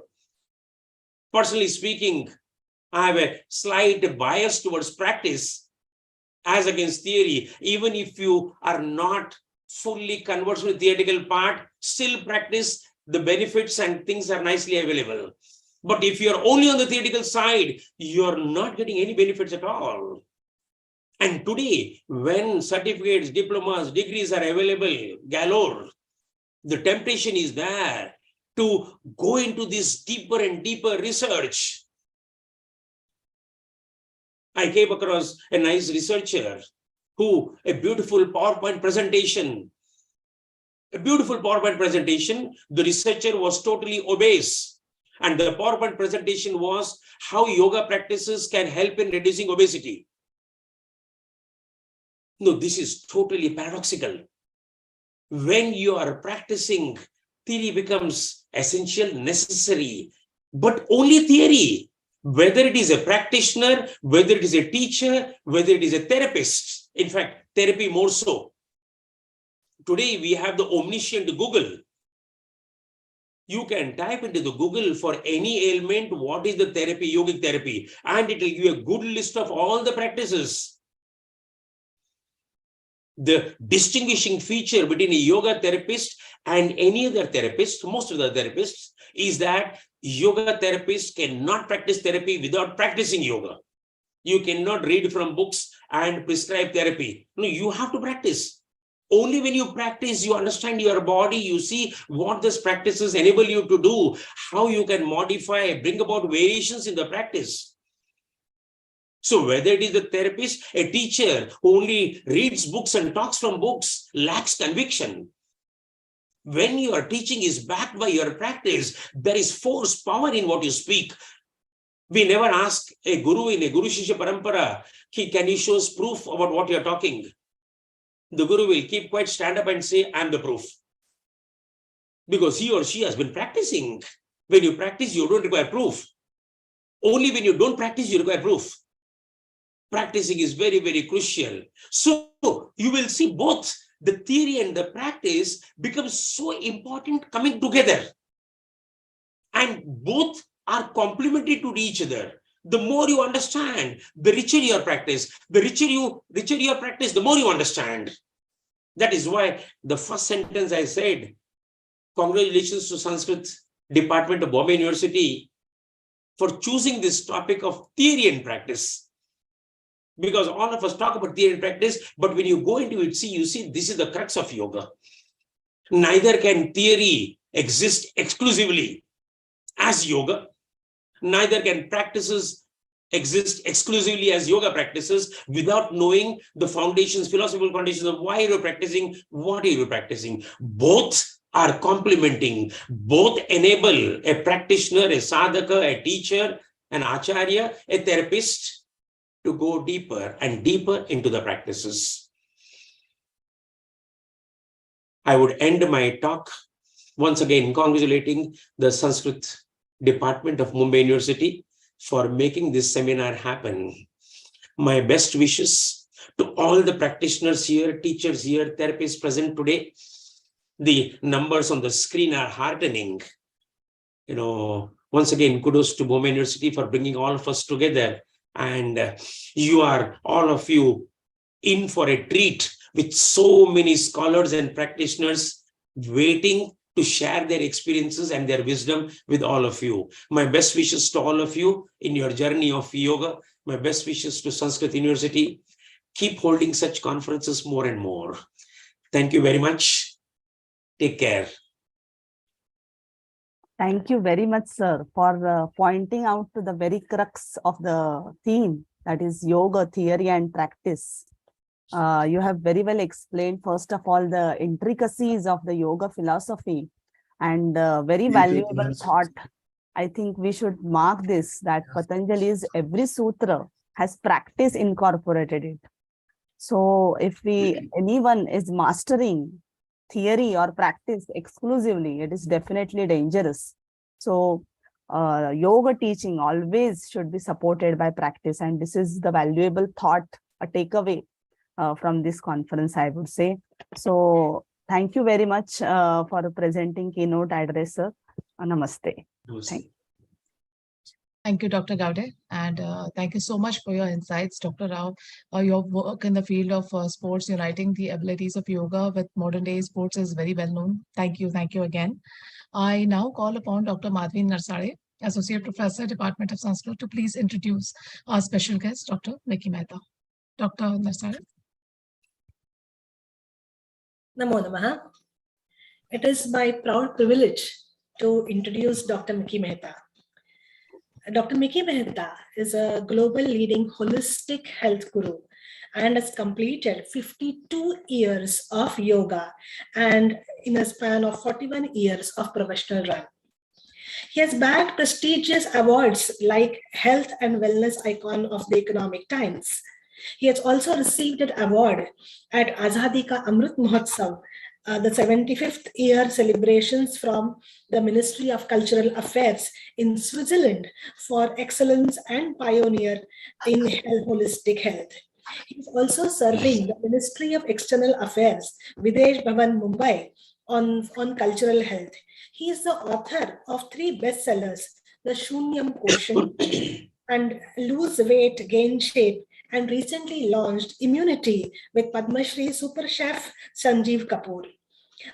He is also a leading columnist in the Speaking Tree and is also a speaker at the Harvard University and IIMs and IITs. He has been appointed as the Fit India Movement Champion for the Sports Authority of India and is a part of the steering committee at the Indian Merchants Chamber. Dr. Miki Mehta is a chairman, a Wellness Committee Council for Fair Business Practices and advisor to Delphic India for Holistic Health and Wellness. He is the first ever columnist, TV and radio host in wellness in India and is a life coach to Bollywood superstars, top politicians, several Miss Worlds and Miss Universes, and the Indian Army too. The author, poet, philosopher, the brand, the institution, the legendary Dr. Miki Mehta, who gets you energized, who gets you naturalized, optimized, maximized, wellness revolutionized, and gets you all Mickey-mized. So on behalf of the Department of Sanskrit, University of Mumbai, I heartily welcome Dr. Miki Mehta for our seminar. And I'd like to tell you one thing. There is a shlok in the Upanishad which says, "Na tvaham kamaye rajyam, na swargam, na punarbhavam, kamaye dukkha taptanam, praninam artinashanam, So Mickey Mehta symbolizes that. He doesn't wish for health. He doesn't wish for wealth. He doesn't wish for power. But wherever there is sorrow, wherever there is sadness, he reaches out over there, and with his knowledge, with his expertise, with his experience, he tries to help people out and bring them out of sorrow and grief and make them happy. So Mickey Mehta sir, thank you for joining us for the inaugural session of this seminar. And Mickey Mehta sir would love to have a question and answer session, because because he does not like to speak on just plain screens. So I will be asking some questions. If the participants can also have questions on the chat box, I will be taking those questions and we can have this session. So namaste, Mickey sir. Namaste. You know why I requested for a Q&A? Because yoga is a confluence of polarities. Yeah. So when confluence happens, knowledge and wisdom automatically expand and grow. Yes. That was the reason. So I'm so happy. Thank you, Madhvi. You're doing a great job. Many times that I've been to your university, you know, yoga happens very naturally when you walk into your campus. The huge, the joining, the integration, the wholeness happens very naturally. So literally first thing comes to my mind that yoga is never to be done. It is a state of being. Yoga is, I call yoga, especially the asanas, I call them postures in poetry. Wow. And asanas are the lowest denomination of yoga. But Yes. when these postures in poetry assume the state of a mountain, of a snake, of a tree, of a bow, of an arrow, of a chakra, of a Veerbhadra, then those attributes translate into your personality and character. So yoga is that vibratory frequency force, which is actually not a force. It is very sukshma. It is very, very subtle. Yoga has never to be done in a hard way. Power yoga, not at all. Yoga to music, dancing, intense yoga, no. Yoga has to be silent, quiet, easy, flow, rhythm. With yoga, you get established in the flow. You get aligned with the rhythm, and your unit rhythm gets synchronized with the universal cosmic rhythm. So typically what happens is your circadian rhythm falls in line with the cosmos and electromagnetic field, and the oneness happens thereafter. Then you become like a lotus in the muck, ever evolving, ever expanding consciousness, ever expanding awareness, spontaneity, intelligence, everything available, and you're brimming with energy, brimming with energy. So how would you advise the younger generation to enter into this? I would always tell the youngsters that looking at yoga, boredom might set in. But being in yoga, interest and self-interest will happen. So it is like romancing your own self. Self as in spirit, self as in your body, self as in your mind, and bringing them together on the same page, integrating your being, becoming whole. So I would tell them that enjoy being with yourself. Introducing yourself with yourself happens when you are in postures, and the postures become poetry. I would tell them, I would inspire them and motivate them by telling them, would you like to have a wonderful skin? Would you like to have a good night's sleep? Would you like to wake up early in the morning without an alarm? Would you like to do away with coffee and just be high on energy? Would you like to digest all the junk that you eat easily and cleanse easily? And then feel like eating the good stuff? Yeah. I would tell them, would you want the world to respect you, regard you, look up at you? Then yoga is a tool that will make you a leader of sorts. It will give you vision. intuition, foresight, insight, sympathy, empathy, and you will lead from the front. People will want to bounce to you and refer to you as their benchmark of success. And would you like to be successful in every walk of life? Yoga is the way. Now, once you inspire people, educate them what yoga is about, and much more, automatically they will start doing it. And you must lead by example. Let's say if you're a father, don't tell your son, don't tell your daughter to do yoga. Do it before them every day.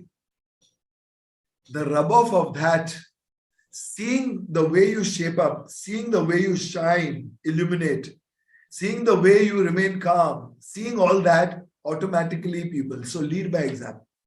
Then the team will follow. Whether it is at work, whether it is in friend circle, or whether it is at home.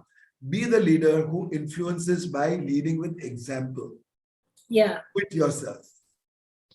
Yeah, there's one question which has come up by Shailaja Garg. She says that once I'm unable to attain ideal pose, then how will it merge with the universe? Now, what happens typically when you do asanas? You assume a pose, a posture. When you assume a posture, with great practice, it becomes effortless. Once you reach that effortless stage, that is the time you just simply let go all the thoughts and your focus is on holding the posture. So from the core to the periphery, you become one and united. You're not a divided person, your heart and your mind. Your thoughts translate into awareness because you're holding a posture. Now, when you hold a posture for long, tolerance and patience grows as attribute into you. When tolerance and patience grows as attribute into you, the strength required for holding the posture makes you tenacious and resilient too. Your ability to focus and concentrate improves in each posture that you hold longer and longer and longer. And you know, while we look at people holding postures, we don't see any dynamism there.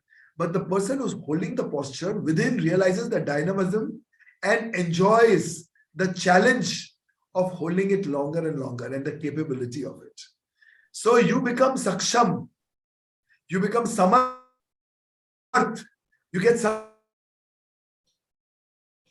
santulit, and you get into, with yoga, you become submissive, samarpan, and then comes sankalpa.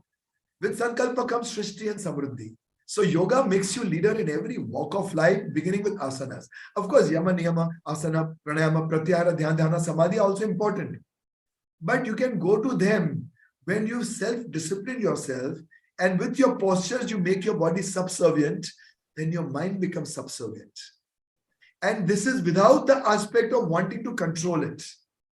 There is nothing out there or within you which needs to be controlled. It needs to be watched. Be in charge and you'll be balanced and regulated. Be in charge and the equilibrium will happen. Confluence will happen, confluence of energies. Ganga will come from here, Yamuna will come from here. They will meet at a point in Prayag and Saraswati will be born. New identities, new entities will be born. Then congruence of your geometry with the sacred geometry will happen. Alignment, the oneness there.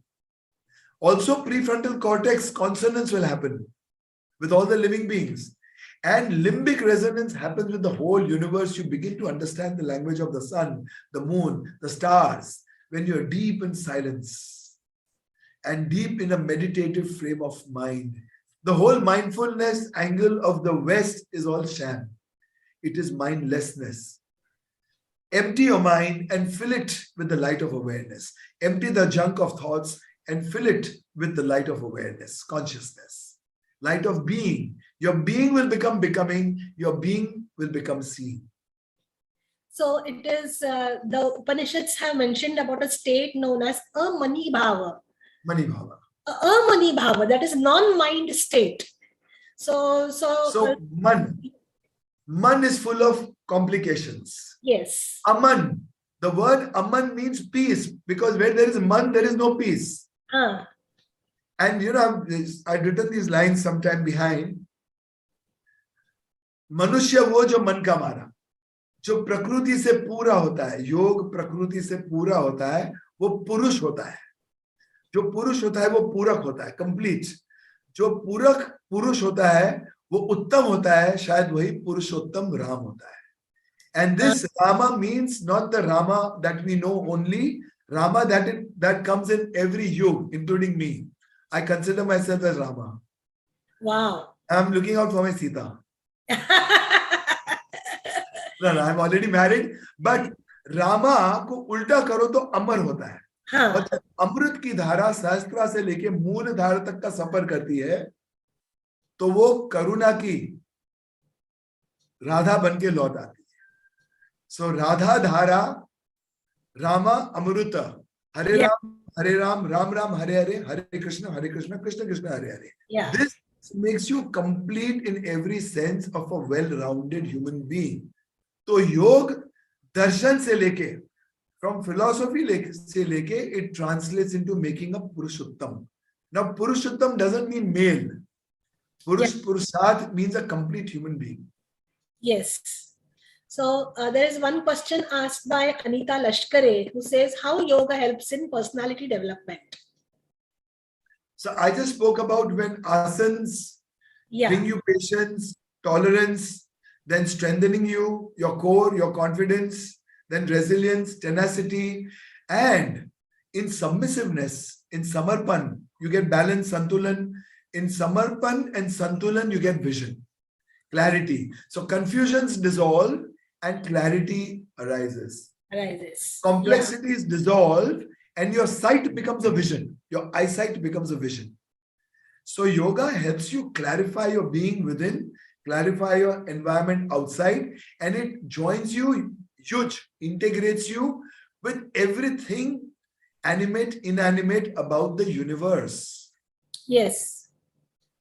And so Mr. Ramakrishnan says that, are you saying just holding a posture effortlessly leads to no mind state with no further efforts to samadhi? So, postures is step number 1. So different postures bring you different attribute, and teleporting through the postures, transcending the postures. And eventually when you come in Padmasana, that is where Urdhagaman happens. So generally we are being pulled by the gravity and we are getting depleted in our energy. But when you let go it all, relax your spine, spine straight, head relaxed, body relaxed, eyes shut, and when you dissolve as your being. So when your avidya, asmita, raga, dvesha, and abhinivesha, they all dissolve.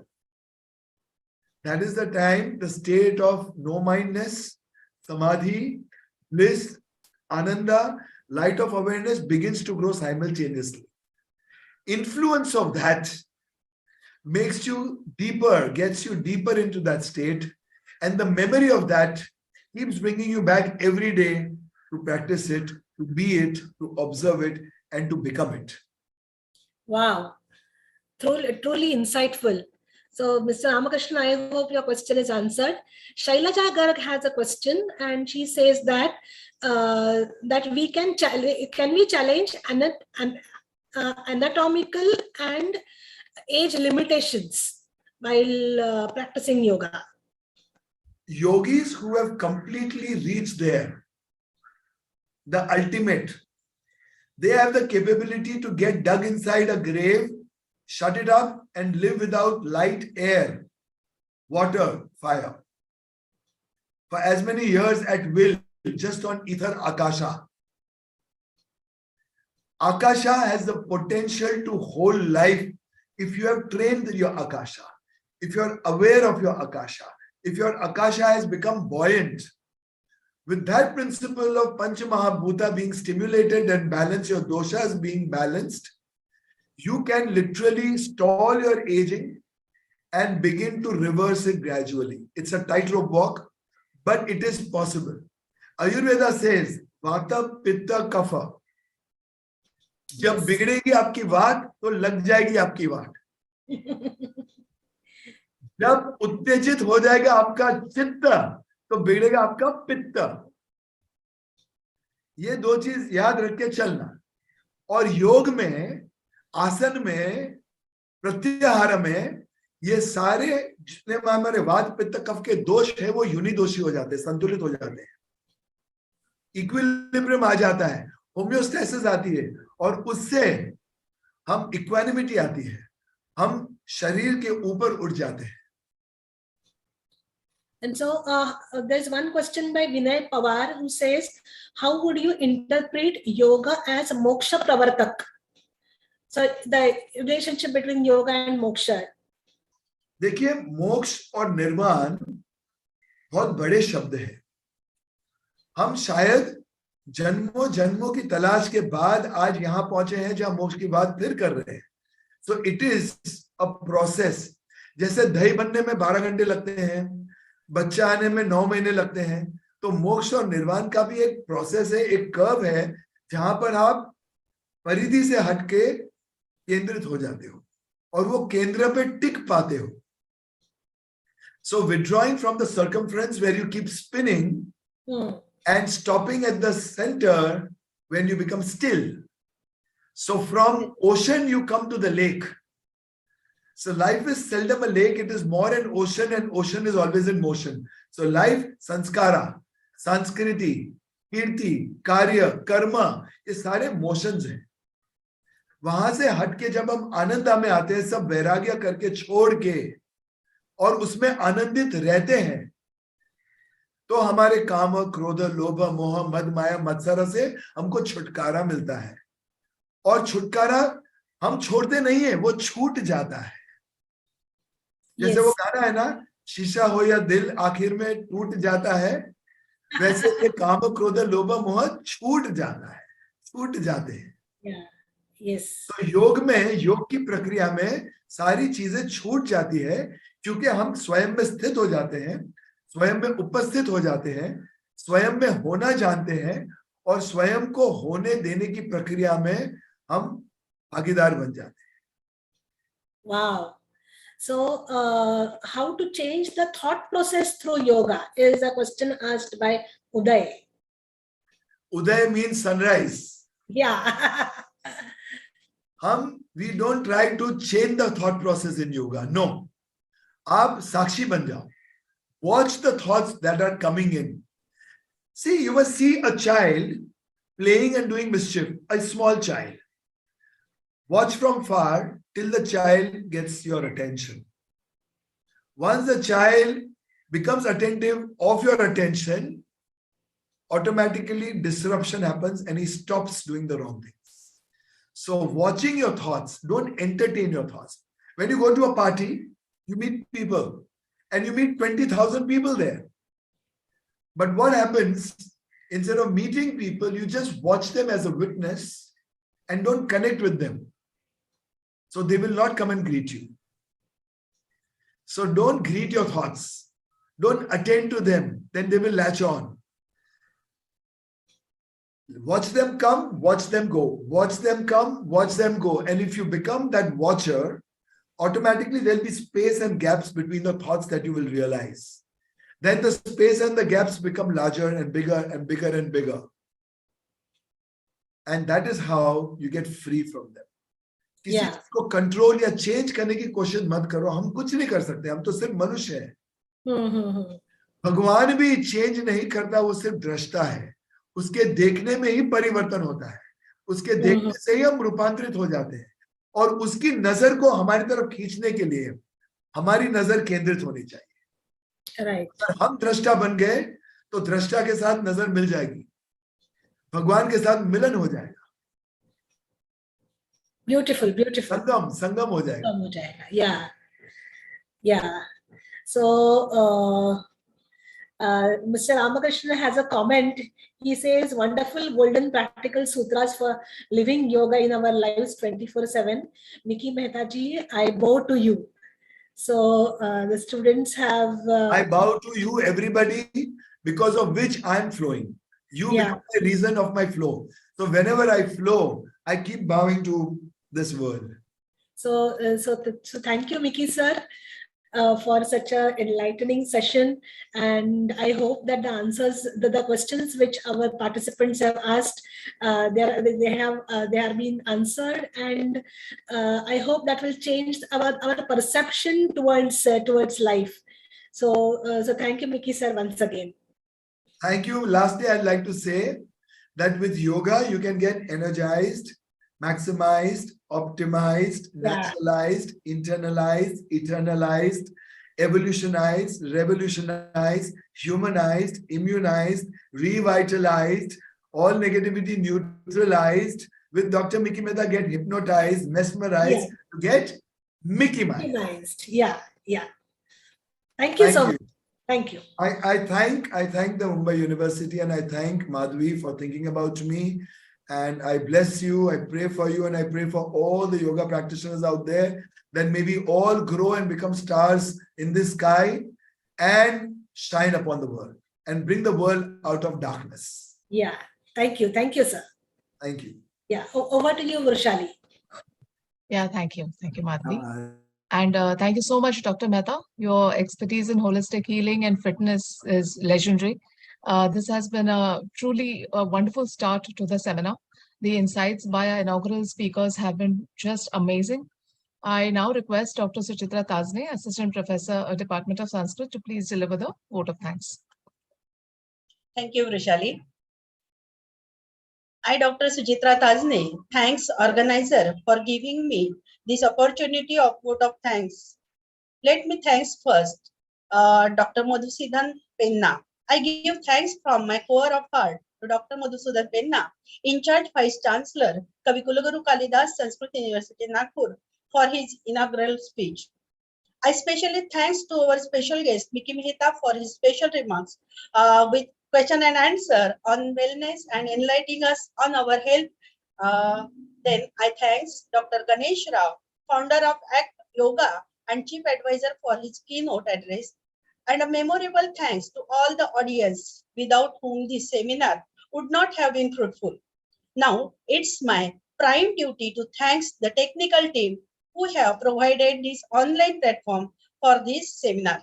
Thanks to all once again. And over to you, Rushali. Thank you, Dr. Tazne. With this, we conclude our inaugural session. We will now continue to session 1 of the seminar. I request Ajay Painsi to please take over. Ajay? Thank you, Rushali, madam. We will start the next session, next academic session, in 2 to 3 minutes.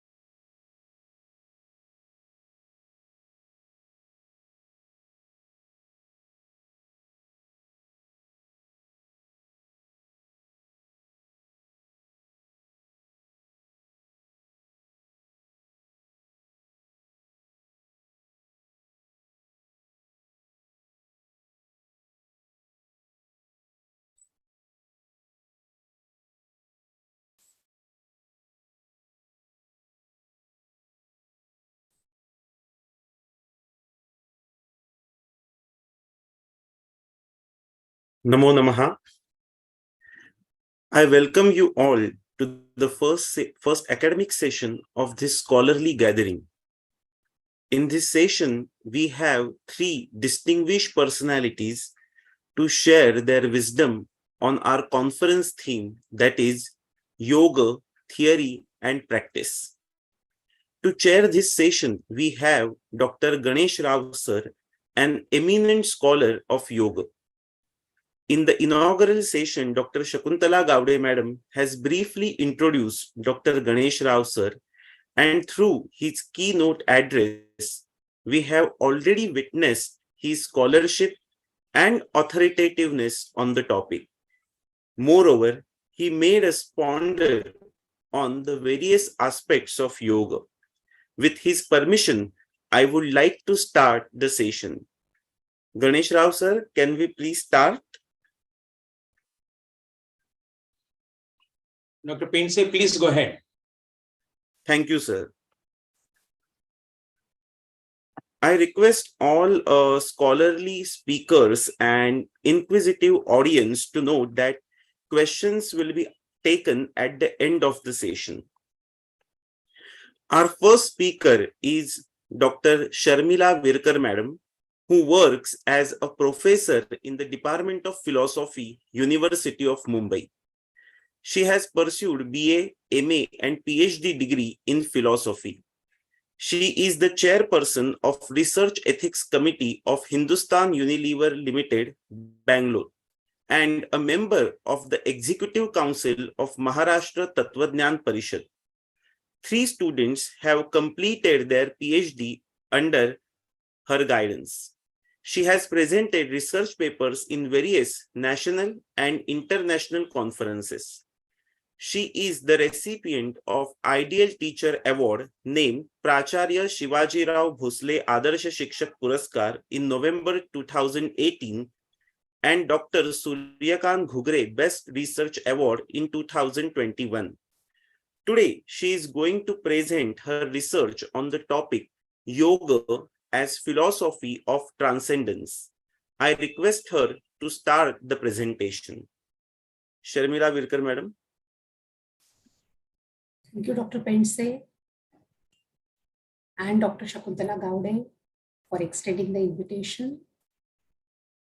I'm very happy to share my views. I would like to share the screen also, which will facilitate.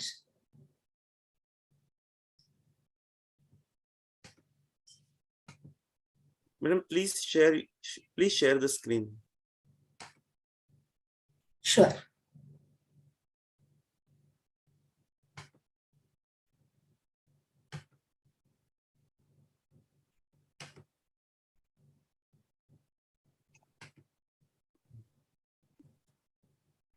Yes, it is visible.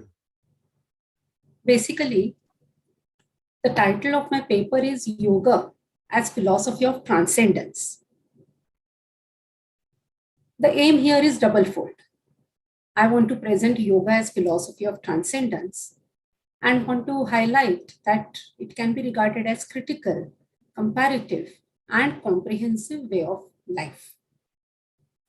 There are certain key terms, but what is most important than key terms is the array of questions. Basically, the paper is intended to those who want to know how is philosophical study of yoga possible. Yoga has been taught for the at least last 2 centuries at various institutes. How will the study, the focus, the stress, the emphasis be different in the higher academic institutions? We call them HEI. That is higher educational institutions, like colleges, universities. What will be the difference between the way it is taught in the institutes dedicated to the pursuit of yoga, theory as well as practice, and the institutes where, along with yoga, many other subjects have been taught in theory as well as practice, but more emphasis is on theory. Second question, how does yoga present philosophy of transcendence? There will be Advaita Vedanta. which is claimed to be the philosophy of transcendence. There will be Vishishtadvaita also, Dvaita, and various other darshanas.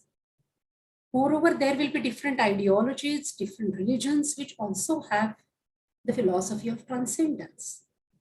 So how does yoga present philosophy of transcendence, and what is the peculiarity? So my paper provides the answers to all these questions. What is critical yoga? Third question. And how does it lead to comprehensive yoga? What is the essence of transcendence? How can the highest state of transcendence be attained? Is the state of transcendence same across all philosophical traditions? What is the significance of yoga as the philosophy of transcendence? The paper, by suggesting a viewpoint, intends to throw light on these concerns. As the title suggests, and I have already clarified, my aim is twofold: to present yoga as philosophy of transcendence and to show how it is critical, comparative, and comprehensive way of life. The study of yoga in the Department of Philosophy may assume any form. It can be hermeneutical. The interpretations of yoga texts can be elucidated, which facilitates understanding and the practice of yoga. It can be analytic. Various concepts involved in the yogic discourse can be analyzed, and the analysis is illuminating. It can be critical. The philosophical study can consider different difficulties, paradoxes, contradictions, which may baffle the seeker at one or the other stage. Intellectual clarity is attained by what may be called critical yoga. The study can be purely mystical. If philosophical study is equated with rational mysticism and mystical experiences, then the studying yoga paves the way and guides precisely for mystical development, as it prescribes a definite way leading to the highest. The study can be symbolic, highlighting symbolism in yoga. It can be an aid in mystical method, or it can be purely aesthetic without any mystical element whatsoever. Philosophical study of yoga can be comparative, conceptually, or practically. To put it differently, we may compare different concepts, such as God, as conceived in various scriptures on yoga, or different techniques of meditation can also be compared. Most importantly, philosophical study can be synthetic, reconciling various ideas, views, often the opposing ones. Different concepts can be shown to be interconnected. The conceptual links can be established. It may be called comprehensive yoga. It may refer to, as ordinarily understood, to simple practices like asana, pranayama, dhyana, and it can also involve tantric practices which can be occult, complex, intrigued. It can refer to any technique or path leading ultimately to the union of the individual self and the supreme self. The standard analogy is that of salt and water. While studying, or rivers and ocean, while studying, contemplating, practicing the same, several questions regarding yoga do crop up. The questions can be like, is it really the right way to practice Maitri, Karuna, Mudita, and especially Upeksha? What should be the attitude towards apunya? Upeksha? Should apunya be necessarily translated as evil?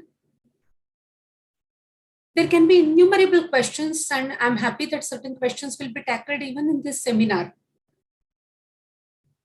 We will be raising different issues. We will be discussing over 2 days, and later on also different conceptual queries. And all such queries can be undertaken in critical yoga. Various answers, so the attitude here is critical. Various answers are provided, solutions are arrived at in what I call critical yoga.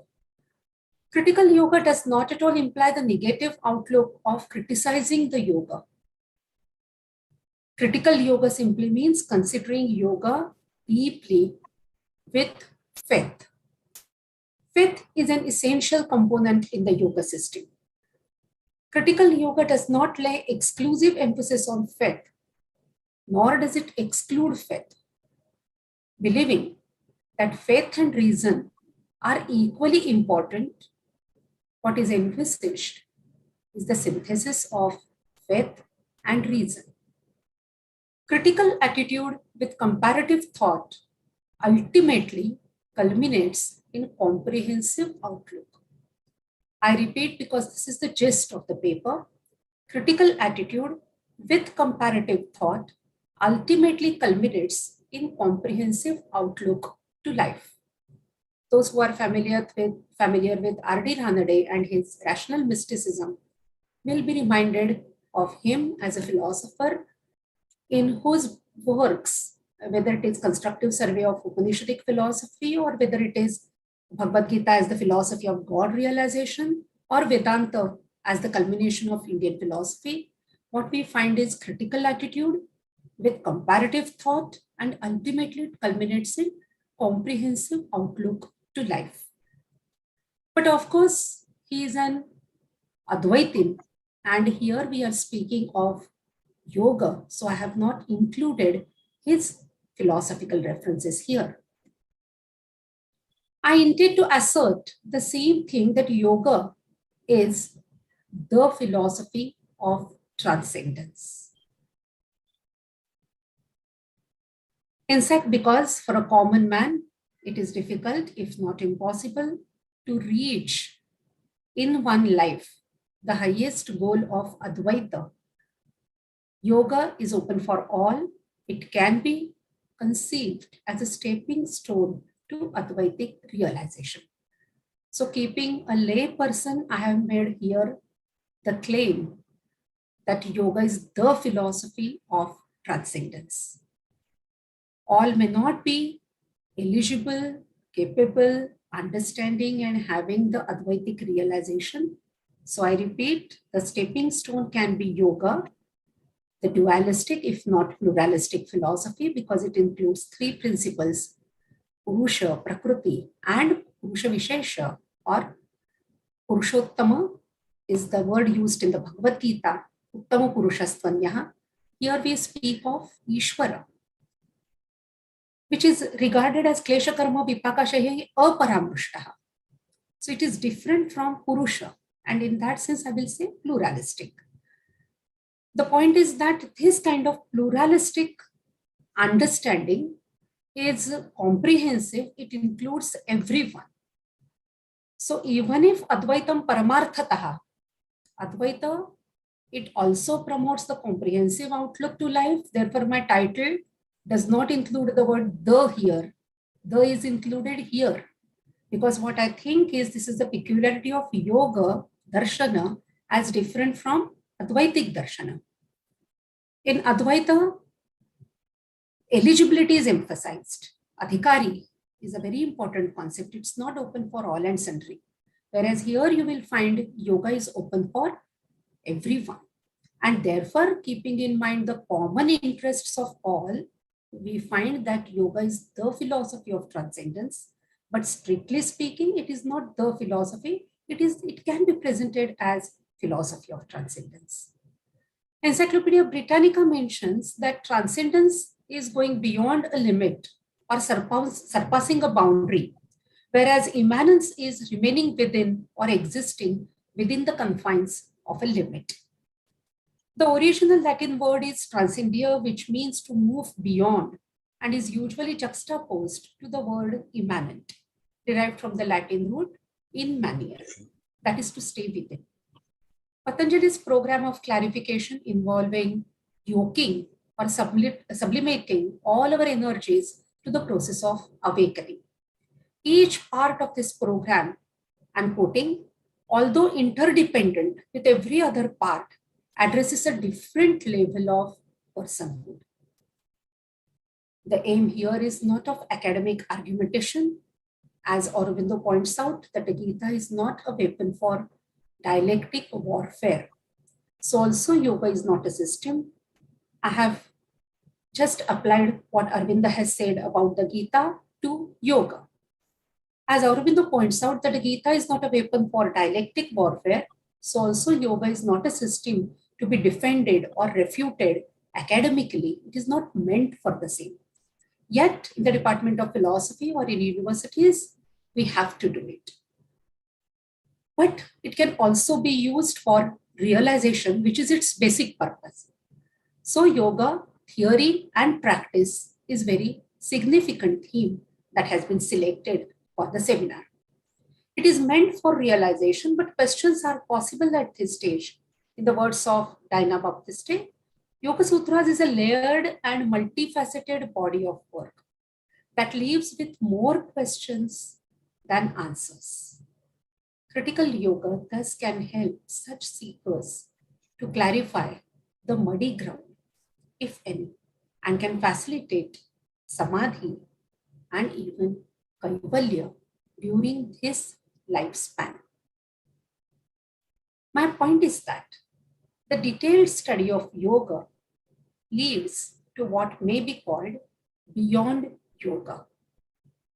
Thus, in philosophy, with critical, actually, I had delivered one of the lectures on 21st of June, either in 2015 or 16, most probably 15 in our department on yoga day, and the theme chosen was beyond yoga.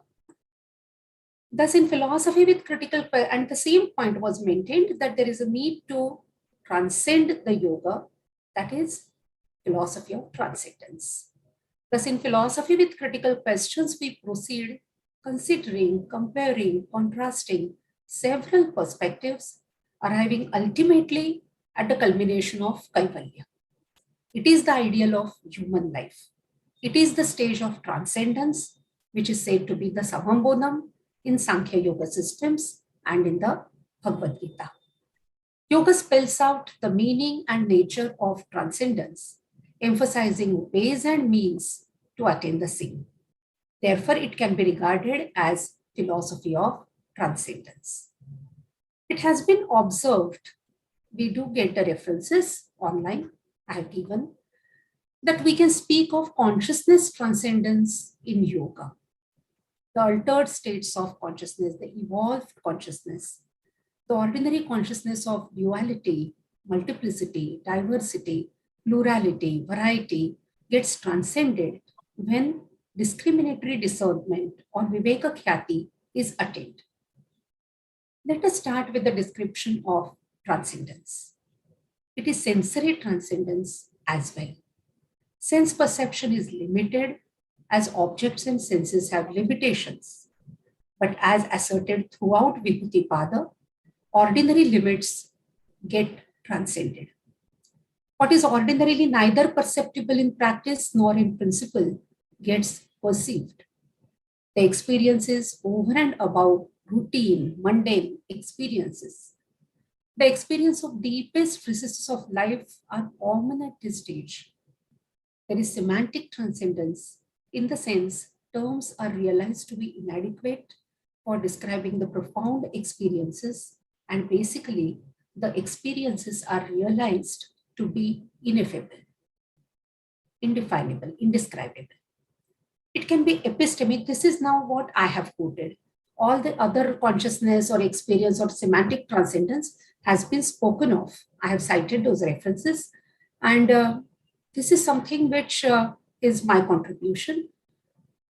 We can also, I think, speak of epistemic transcendence, metaphysical transcendence, ethical transcendence, and socio-spiritual transcendence.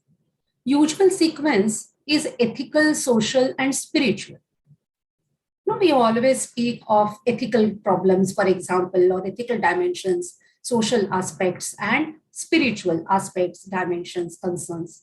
But here, what I think is a seeker ultimately reaches such a stage where the spirit is realized not only in oneself, but in everyone around, due to Maitri, Karuna, Mudita, Upeksha techniques, Ahimsadi, Yamas, and Niyamas. Actually, we, all of us, the students and teachers of yoga, know it very well that ethical and social norms are integrated so well that she or he is the source of values. Let us consider each type of transcendence in details, referring to the Yoga Sutras. Epistemic transcendence.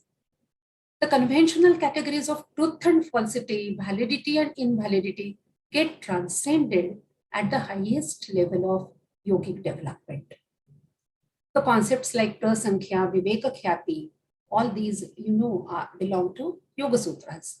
I've given the sutra numbers also in the references. Pratnya, Rutambhara Pratnya, Jnana, or Shabdartha Jnana, Jnana Dipti, Drashta, Jnata, Vishesha Darshina are the terms suggesting epistemic transcendence. This is the level of highest knowledge, pure knowledge, knowledge par excellence. It is beyond all pairs of opposites, like truth and falsity, validity and invalidity. It is so comprehensive that it includes the knowledge of the past as well as future. Present is obviously known, even without sense organs. Nayayikas call it Yogaja Pratyaksha. It involves, and it is regarded as alaukika. It involves the knowledge of the language of all beings, sarva bhuta ruta jnanam. It is free from all sorts of vrittis, pramana, viparyaya, vikalpanidra, smriti. Then we can speak of, in the next place, metaphysical transcendence. Metaphysics reveals the ultimate truth as opposed to the appearances. The highest stage in yogic development enables one to see one's own nature without any specific property, quality, attribute, nature. It is seen as nothing but consciousness. Both Vishaya as well as Gunavaitrushnya indicate the transcendence of empirical material world of objects. It is going beyond what is finite and relative. The point is that it can be attained here and now, at least the glimpse is possible for each and everyone. Ethical transcendence. It implies freedom from afflictions or kleshas. Karmas at this stage are neither Shukla nor Krishna. The point is that actions at this stage need to be viewed differently.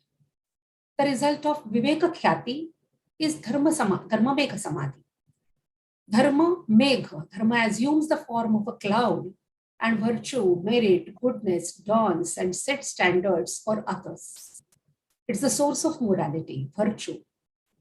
Thus, the conventional do's and don'ts will not be applicable. This is the stage of ethical transcendence. Socio-spiritual transcendence. Though Patanjali does not refer to the society, state, polity, these terms are not used by him like society, state, polity. The reference to the others is intended in all the 5 yamas as stated above, the practice of which presupposes others. The same is true of Maitri Karunadi techniques. These cannot be conceived unless others exist.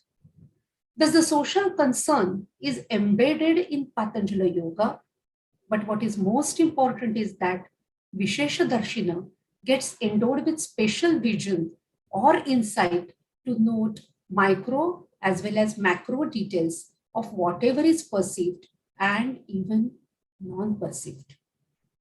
Since there is total renunciation of Atma Bhava Bhavana, Vinivrutti is the sutra, there is the merging of individuality and collectivity. This may be called socio-spiritual transcendence.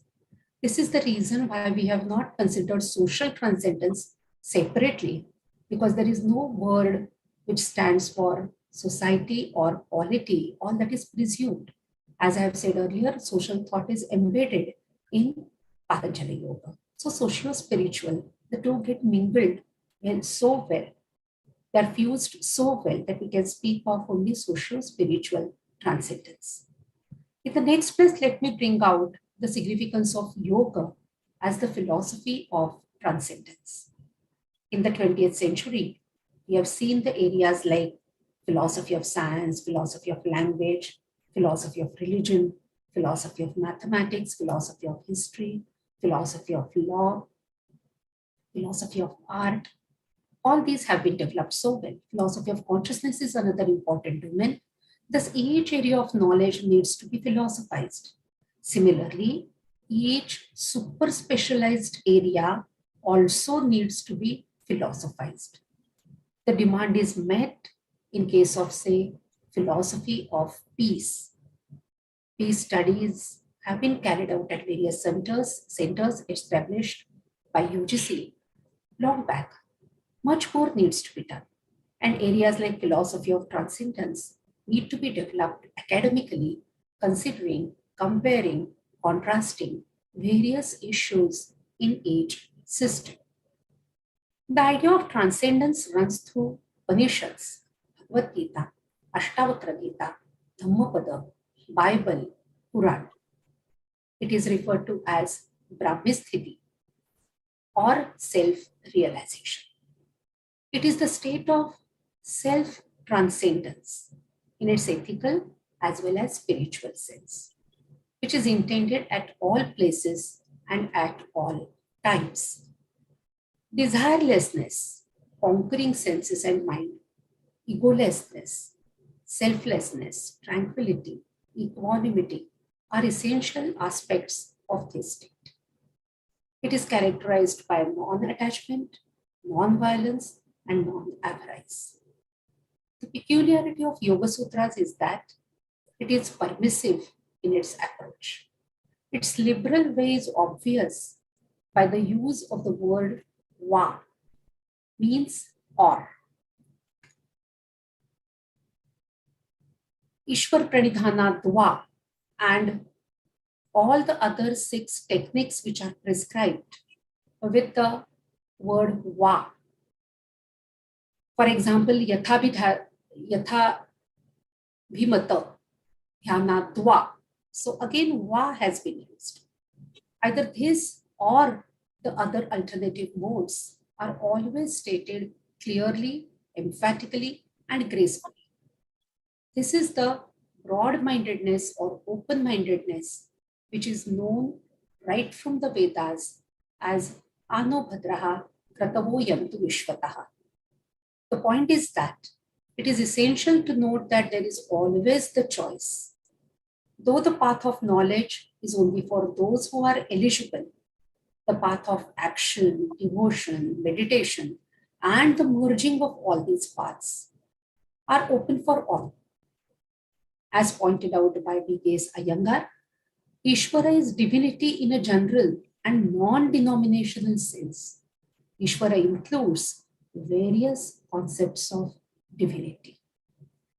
People with diverse potentials can take up the path of their choice, can practice the way they choose, and attain the same state of transcendence. Same goal will be reached by using different paths. Bhagavad Gita asserts the non-difference between Sankhya and Yoga when the goal is attained. Whereas Acharya Vinoba Bhave points out to the resemblance in Buddhistic ideal of Nirvana and the ideal of Brahma Nirvana. He has made this point at the end of his book Sthita Prajna Darshana in Marathi, Hindi, Gujarati, or Steadfast Wisdom in English.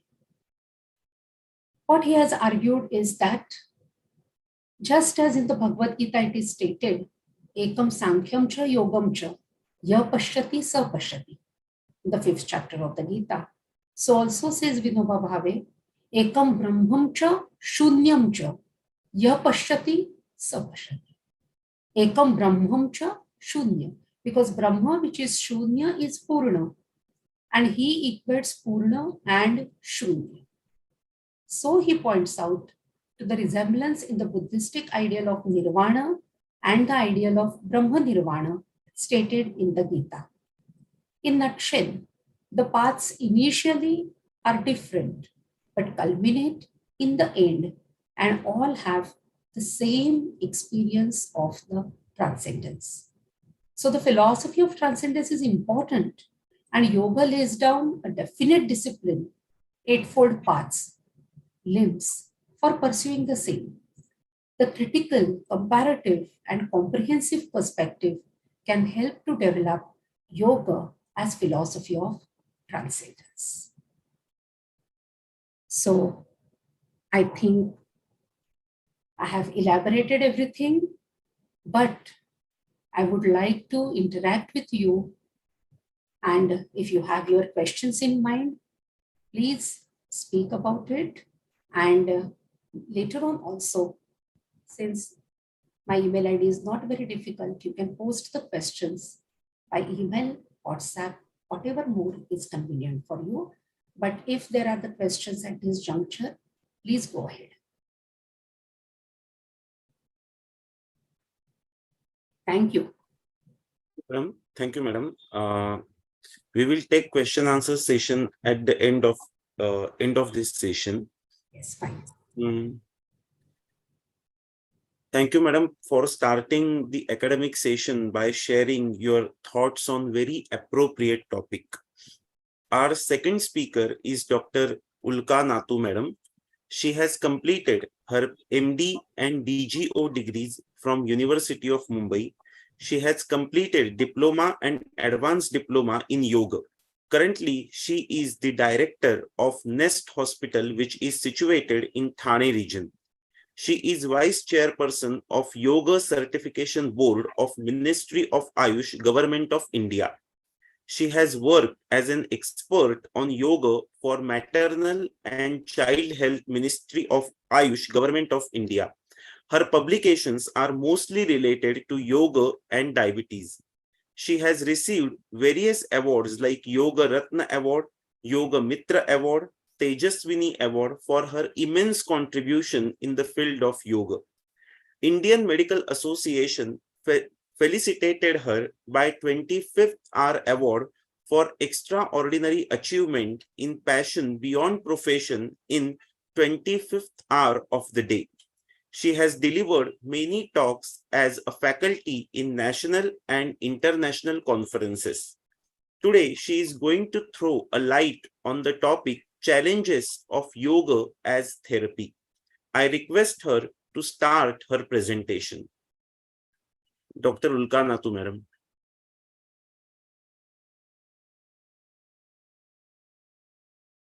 Madam, you are on mute mode. Sorry, sir. Namo Namaha. Harihi Om. I am extremely grateful to the organizers for giving me this wonderful opportunity and share the stage with stalwarts in the field of yoga. The first session, the inaugural session, we heard Dr. Ganesh Raoji, Dr. Madhusudan Penna, and it was such enlightening session. And after the first 4 lectures, I feel I have finished for the day and let me not talk. But since I have been given the responsibility, I am going to share my views on the limitations of or the challenges of yoga as therapy.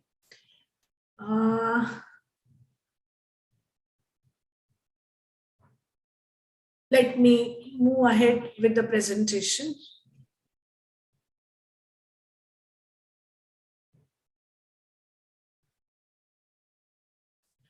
Pranam to Omkar, challenges of yoga therapy. Let me bow down to my Guru, Yogacharya Shri Krishna Vyavahareji, because of whom I am able to talk on the subject of yoga therapy today.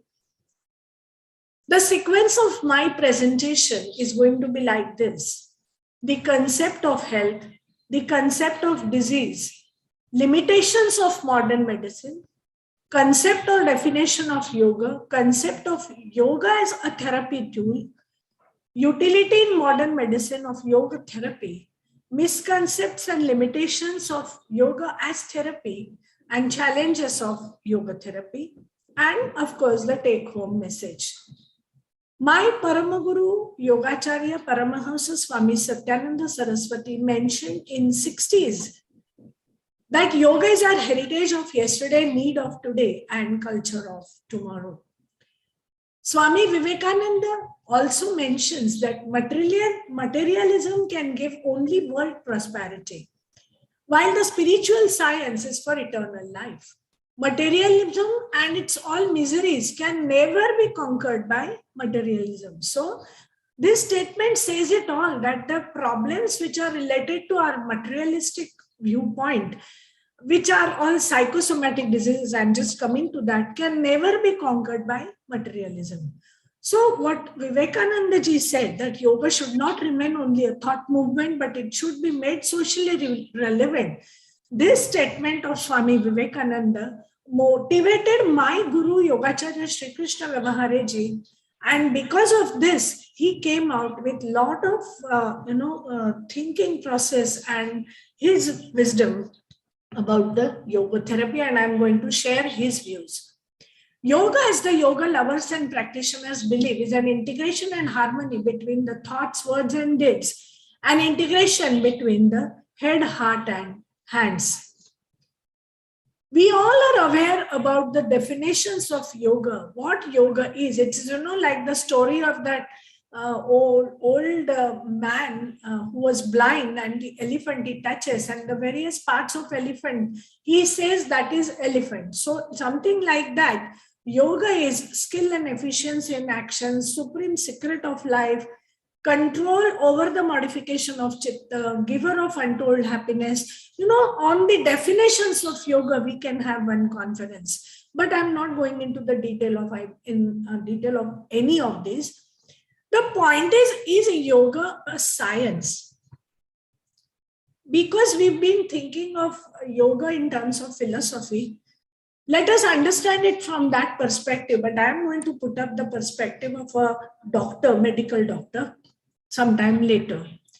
Yoga is nothing but a journey from information to transformation, and we've been listening to it right from morning. It's a journey from knowledge to wisdom. What is yoga in scientific language? If we treat it as a scientific experiment on self, then what? It has to have a methodology, like how you are conducting an experiment in the scientific laboratory. It has to have a methodology, and it has to have an endpoint. So endpoint from the yoga perspective is union either with the Paramatman, or dissociation, that is viyoga, that is with your body image, that is your Deha Bhava. So a dissociation from Deha Bhava and a union with the Atma Bhava is nothing but the endpoint. The concept of health as per the Patanjali Yoga Sutras, Yoga Vasishtha, and Bhagavad Gita, will see in short. The health according to Patanjali is tada drashtu swarupe avasthanam. All of us are very much aware of this definition. Yoga Vasishtha says, Adi Vyadi Vinirmuktam Santushtam Yasya Manasam. It is such a difficult definition, I tell you. If you think of satisfaction and contentment, one has to really go to the depth of our inner mind, our inner self, as to understand what is this to be santushta. So a person who's free from the physical disease, not only free from that, but also from the psychosomatic disease, that is Adi, and a satisfied and a contented mind, only can be called a healthy person. Bhagavad Gita says, Prasade sarva dukkhanam hani rasyopajayate prasanna chetaso yashu buddhi pari avatishthate. So we all understand this definition also. So now what is the concept of disease as per Bhagavad Gita? After this 65th verse in the second chapter, in the 66th verse of Bhagavad Gita, there is definition of being unhealthy. What is it? It says, Nasti buddhi yuktasya nacha yuktasya bhavana nacha bhavayata shanti ashantasya kutas sukham. If one is not satisfied, not quiet from within, from where can he be healthy or can get sukha? Yoga Vasishtha and Patanjali have their own interpretations of being unhealthy.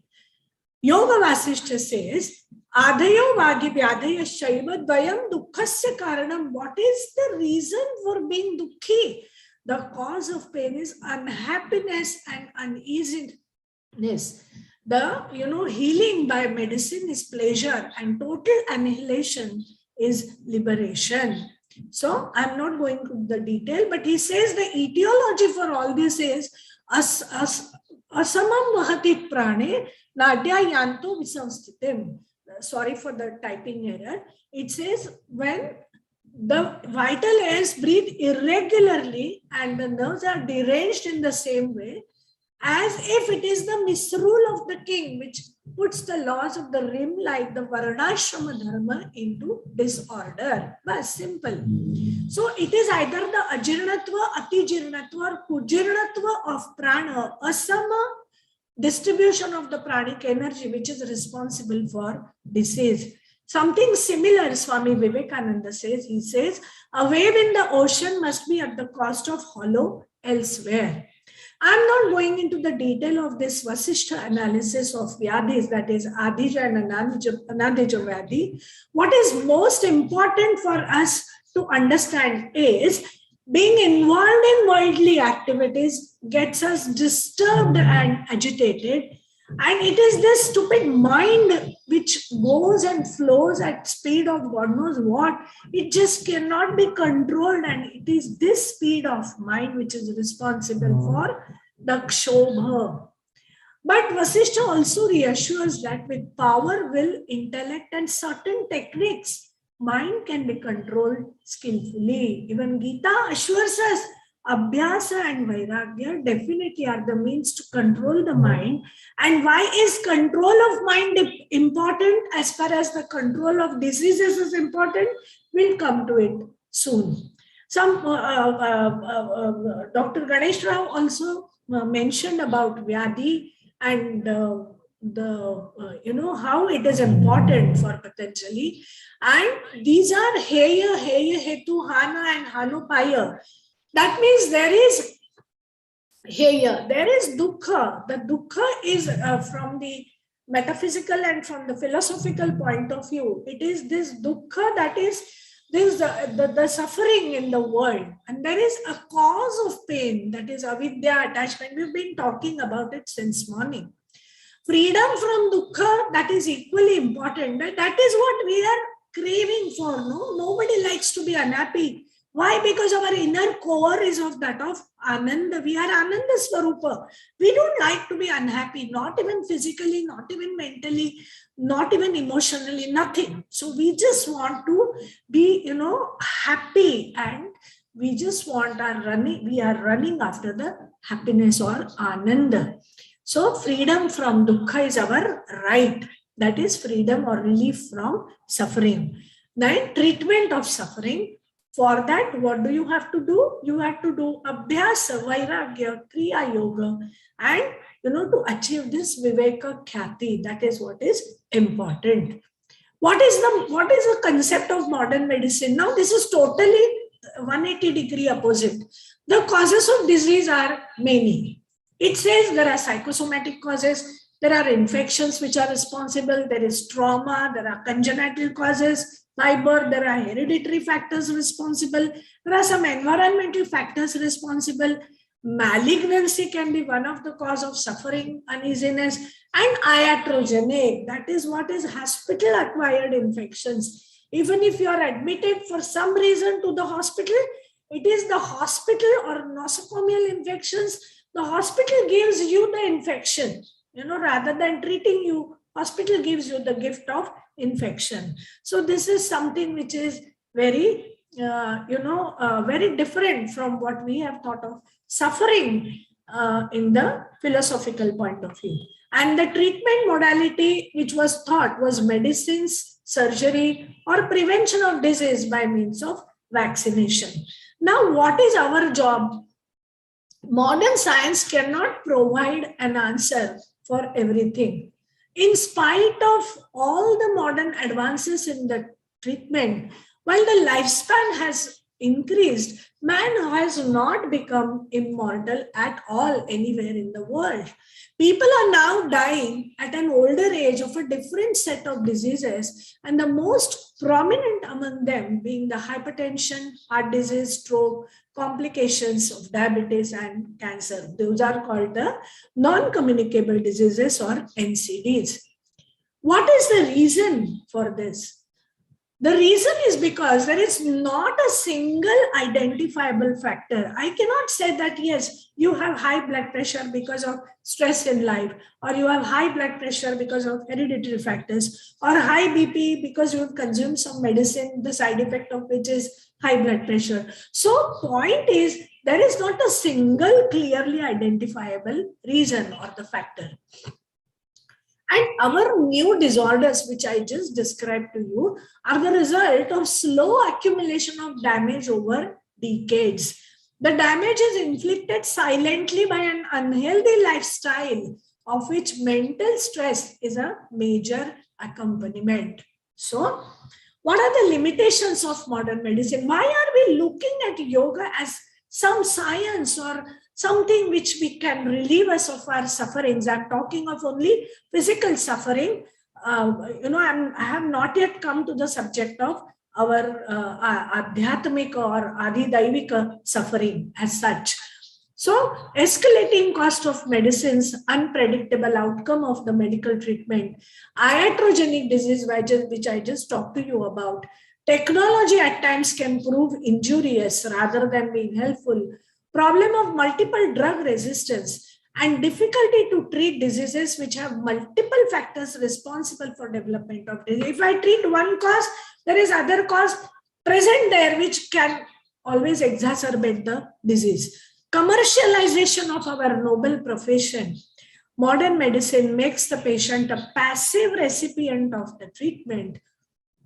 It does not consider the spirit behind every cell in the body.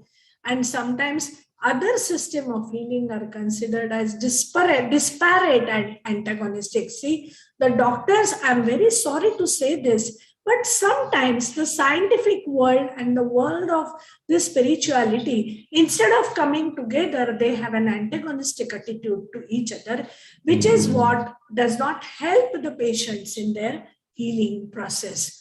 So why don't we look for a strategy which can treat my patient with a superb lifestyle? It can give a prescription of a superb lifestyle. At the same time, it can help my patients to provide an ability to handle the stress more effectively, and which can give lasting mental space. So yoga is not a quick fix for the health, but let me assure you that it may hold surprises for those who are willing to make the effort. So it is only the abhyasa, consistency in your practices, which is going to benefit you. So yoga, as we know, has a tradition of more than 5,000 years, and roots can be traced back to even the pre-Vedic period. Yoga was being practiced in good old days by selected few people to achieve kaivalya, and trust my words, only those who were healthy were practicing the yoga, science of yoga. But now the situation unfortunately has come to this stage that only the unhealthy ones are landing up with the yogic practices. Moksha, liberation, atmajnana was the aim. So now what are the indications of yoga for healing? The ABCD has changed, you all know this. A for acidity, B for blood pressure. This list can go till Z. I am just cutting it short because of short of time. So how, when we are using yoga as therapy, are we using it as an alternative therapy or complementary therapy or a supplementary therapy? I always like to compare it with the policy of our insurance, because the benefits which are derived out of yogic practices need to be proved to the common man, and research on yoga can be described as an insurance policy. Why? Because rich, who are spiritually rich, do not need it to be proved, and poor, which have the poor health, need to put in lot of premium in the form of their efforts to prove it, and they can't afford it. So basically, It's like an insurance policy, how you look at it, whether it is useful for you or whether it is not useful for you. The true fact of life is science of yoga never originated as means of therapy. Nowhere we find disease-wise information of yoga in ancient texts. Discussions about diseases and remedies occur in the scripts as only passing reference, and even then, yoga is being used for controlling and managing the diseases or minimizing the suffering. So you see these references are there in yogic texts like the Jara Marana Nashanam, Sarva Vyadhi Vinashanam, then Pranayamat Roga Nashanam, Sarva Roga Kshayo Bhavet. So these are the descriptions, but nowhere is there any disease-wise description given as part of yoga therapy. Harati Sakala Roganam, Pidyatina Saharogena. So these are all just the passing references. Yoga therapy gives a consideration to the social environmental factors along with the diet, habits, and belief of the beneficiary. Yoga sadhaka here is an active participant and not a passive recipient like the modern medicine where it's just consuming the medicines or undergoing the surgery. So the recovery starts from within. It increases the morale and the confidence of the beneficiary. It becomes effective in treating the chronic disorders. It helps in balancing the neuroendocrine mechanism, which is a true harmony. In fact, it gets established. So it is more of a preventive aspect than curative. Regular yogic practices help to reduce the intensity of our response to our suffering. It brings a better adaptability. Disease-induced fear syndrome is taken care of. So it has no side effects if done under proper guidance. Interpersonal relationship improves, and as was discussed some time back, it improves the personality. It is cost effective. I'm not going into the detail of how they bring about the effect. So what is the aim of therapy? The aim is to bring an enhancement in the response to the modern medicine. So it is sort of a complementary. It recognizes the area of tension and relaxes. So it brings a non-chemical tranquilizing effect, like say, for example, your mantras and japa and nada yoga, etc. It turns the psychophysiological apparatus to reduce the daily tensions, prevents the damage and promotes the health. Now, what are the limitations? The limitations are it does not take care of the patients in suffering in accidents or in poisoning or in acute conditions. Now let us come to challenges. The challenge is to face the misconceptions which are related to the mind of the sufferer about the yoga therapy. Once they turn to yoga as therapy module, their expectation is yoga is a cure-all medicine. And it is actually not so. It has its limitations, as we have just discussed. Point is, people try out yoga when all other therapies have failed, and yoga is not a medicine. Trust me, it is not developed for the therapy point of view. The purpose and aim of practicing yoga is totally different. We are using the side effects of yogic practices for the therapy purpose. So let us not try out yoga when other therapies have failed. Beneficiary expects to get a magic cure by joining the course of yoga for a few days. So culturing the yogic attitude is necessary for the expected desired results.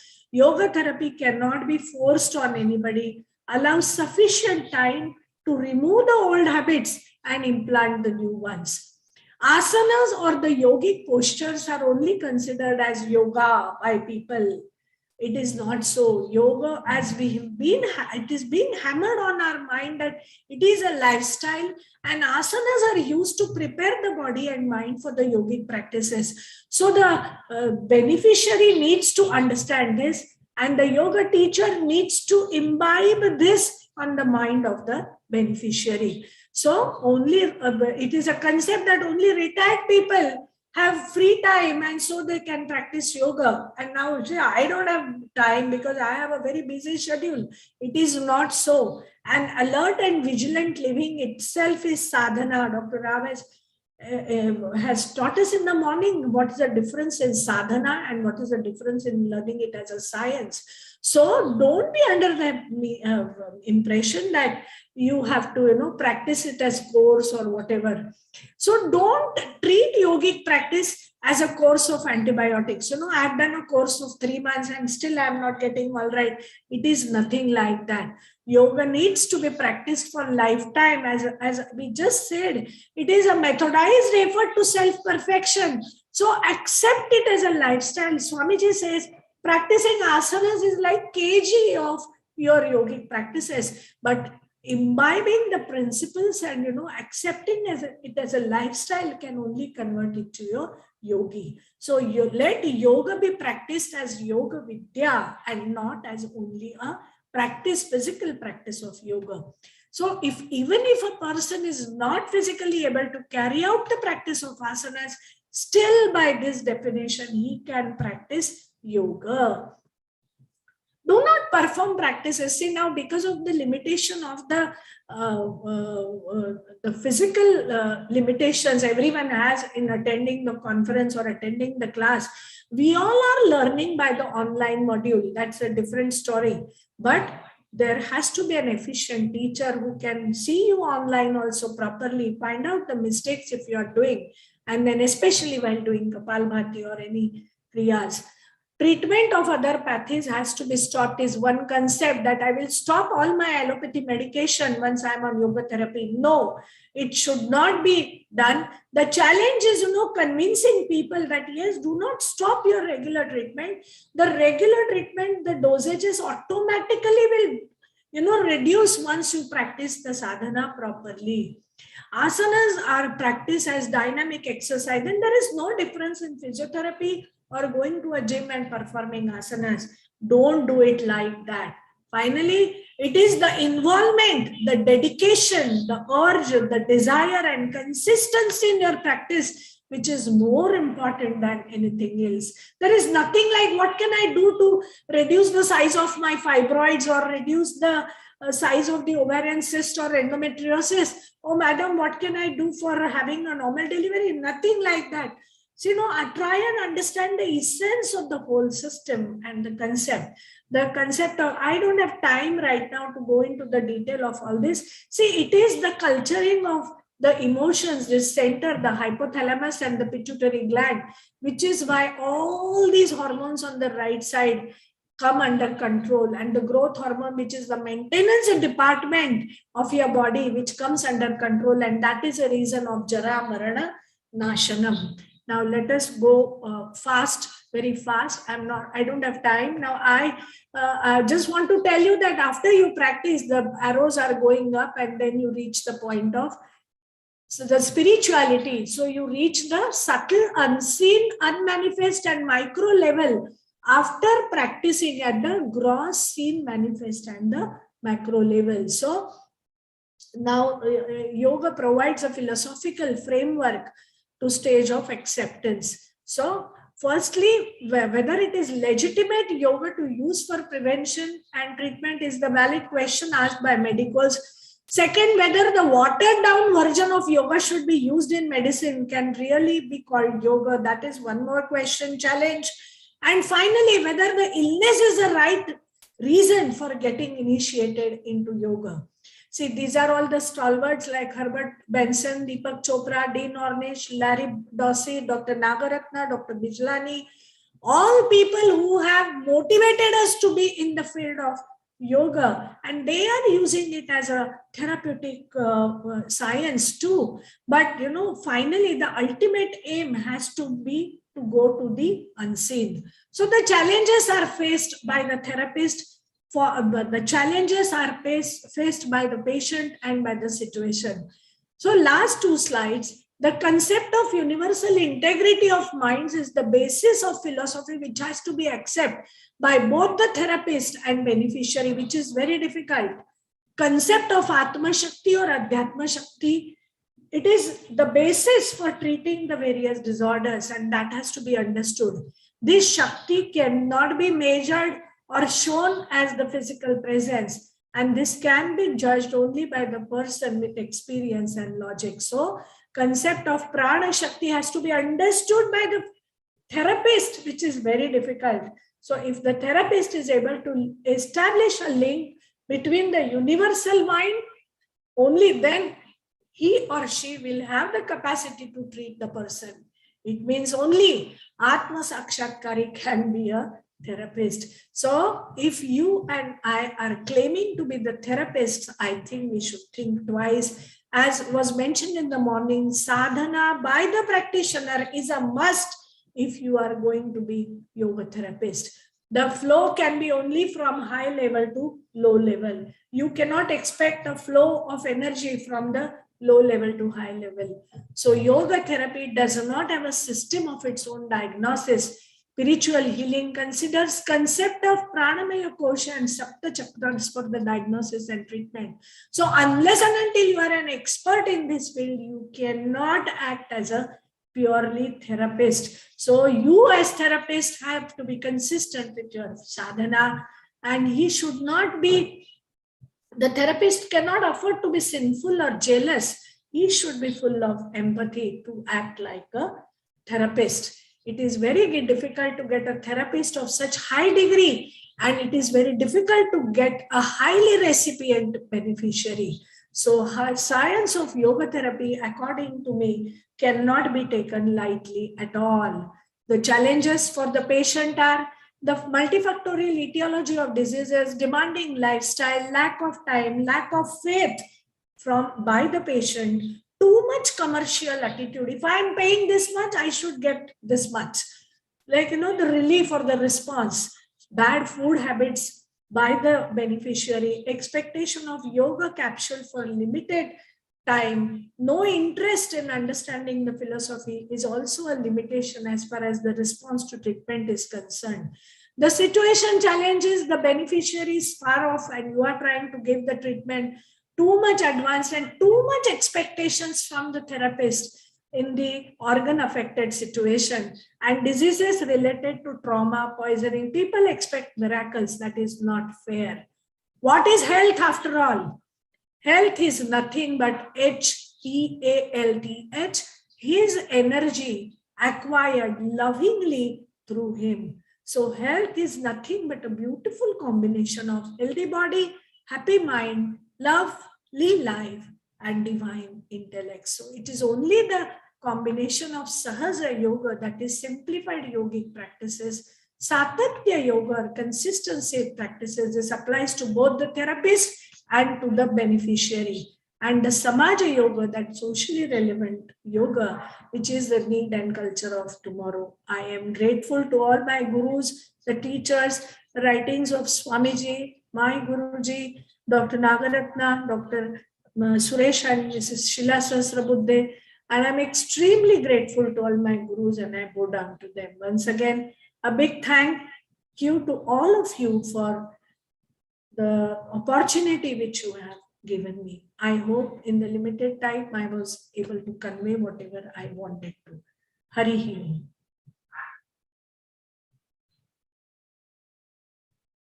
Thank you, madam, for sharing your experience and thoughts with us. You have very critically underlined the importance of yoga in modern life and the characteristics of good therapist. To continue this knowledge yajna, we have another young and dynamic personality, Dr. Rudraksha Sakrikar. He is an associate professor of Sanskrit and center head of Bharatiya Sanskriti Pitham at K.J. Somaiya Institute of Dharma Studies. He teaches topics related to Indian philosophy, Sanskrit, Yoga Shastra in undergraduate and postgraduate programs. He was awarded a PhD in Sanskrit by the University of Mumbai in August 2019.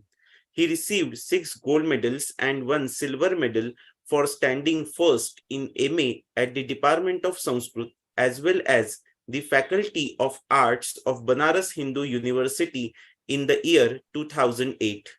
He has authored 56 entries and edited 38 entries on yoga for Marathi Vishwakosh.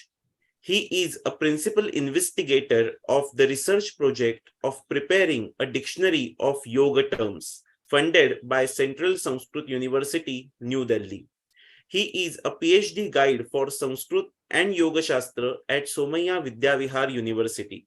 He is going to present the topic Reflections on the Concept of Samskara in Yoga Darshan. I request him to start his presentation.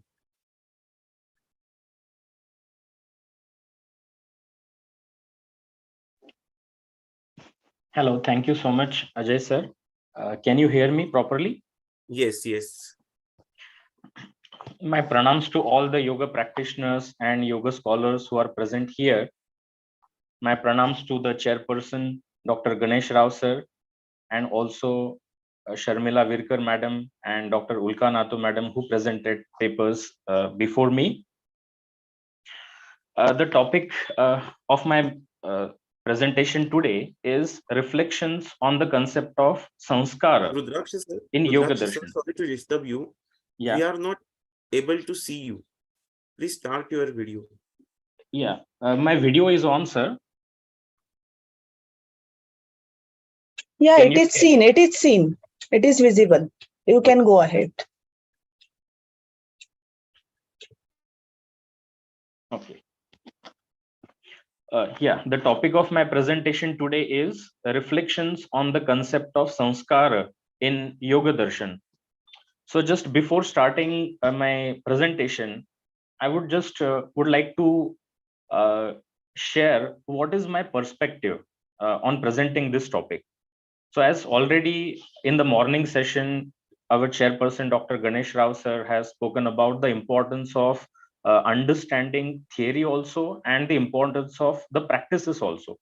So definitely yoga is very important when we practice. And as the students of yoga, when we approach Yoga Sutra or when we try to understand the yoga philosophy with the help of Sanskrit scriptures, then sometimes we face difficulties. Sometimes some of the terms are difficult and they have certain connotations within a particular tradition. So for example, if there are certain terms which are having different meanings, maybe in Nyaya Darshan, they could have different meaning in Buddhism, they can have different meanings in Yoga Darshan. So it is very important to understand the concepts and the meanings of the terms within the tradition. And therefore, I thought that I will explore what is the concept of samskara according to Yoga Darshan so that we can understand the different types of samskaras and the sutras in which Maharshi Patanjali has referred this particular concept. So I'll read my paper. I will not speak spontaneously because then I may not be able to complete within the time. So I'm just reading my paper. Philosophical treatises are written in different textual formats in Sanskrit. Primary texts are written in the form of sutra, that is aphorism, karika, verses on technical topics, or gadya in the prose form. Commentarial literature is in the form of bhashya or tika or vritti or vartika. All these textual formats have some specific characteristics which a reader has to keep in mind while reading and interpreting the text. Yoga Sutras composed by Maharshi Patanjali are in the form of sutra. According to traditional norms, sutras should be concise, clear, giving the essence of the concept, be universally applicable, having connectivity of topics dealt within, and be acceptable to all. So all the practitioners of yoga know the shloka. Alpaksharam asandigdham saravad vishvato mukham. So these are the characteristics of the sutra. So brevity, that is the conciseness, is one of the most important features of the sutras, and therefore it is natural that authors of the sutra do not explain the terms elaboratively. Certain concepts are discussed in Yoga Sutra, but the terms explaining those concepts are not really defined by Maharshi Patanjali. Once again, I'll repeat this sentence. Certain concepts are discussed in Yoga Sutra, but the terms explaining those concepts are not really defined by Maharshi Patanjali. For example, Chitta, Vritti, Pramana, Klesha, Vasana, Siddhi. Now, these concepts are discussed in Yoga Sutra, but Patanjali has not given the specific definitions of these terms. And samskara is also one of such term. Understanding the concept of samskara is very important in order to comprehend other central topics of yoga philosophy, such as the theory of karma, memory, that is smriti, transformation of chitta, that is chitta parinama, merits and demerits, dharma adharma, or punya papa, etc. The term samskara is mentioned in 9 yoga sutras. None of these sutras define what samskara is. So the present paper is an attempt to explore the concept of samskara and its types within the framework of yoga darshana. So what is samskara? Yoga darshan can be regarded as the science of analysis of mind. Patanjali and commentators of Yoga Sutras have explained subtle aspects and functions of the mind. The word samskara can roughly be translated as mental impressions or imprints. According to Yoga Darshan, samskara can be defined as subtle mental impressions caused by all the happenings in which chitta is involved. These happenings may include the involvement of chitta in action or no action, knowledge or no knowledge. As a computer keeps records of all its activities, chitta is also designed in a way that it maintains the records of all the happenings and its activities in the form of samskara. These subtle impressions present in the chitta cannot be perceived through senses, and therefore they can only be known by anumana pramana, that is inference. Vyasa, the chief commentator of Yoga Sutras, mentioned samskara as one of the attributes of chitta. He mentions the word as chitta dharma. Vyasa classifies the attributes of chitta into two types, namely paridrishta dharma and aparidrishta dharma. So the attributes of chitta which are perceptible and the attributes of chitta which are imperceptible. Vrittis of chitta are paridrishta dharma of chitta. Purusha gets knowledge, that is pratyaya, through each vritti of chitta, and therefore it is paridrishta dharma. There are 7 attributes of chitta which cannot be known by pratyaksha pramana, and therefore they are mentioned as aparidrishta dharma of chitta. They are as follows: nirodha, that is the restraint of vrittis; dharma, merits and demerits; samskara, impressions; parinama, change or modification happenings in the chitta; jivana, that is possessing prana; cheshta, activities of chitta; and shakti, the subtle abilities of chitta. So these are the 7 attributes which we cannot perceive, even though they are the attributes of chitta of us. Knowledge of these attributes is possible by anuman praman. Now, I'm not going to elaborate much on these 7 attributes, but just want to mention that samskara is one of the aparidrishta dharma, which cannot be experienced by pratyaksha pramana. Now, if we want to understand if there are any types of samskara, samskaras are the subtle impressions which remain in the chitta, but are there any types of samskara as we can understand from the Yoga Sutras? So from the sutras that discuss the concept of samskara, it can be comprehended that these subtle mental impressions are not of the same category.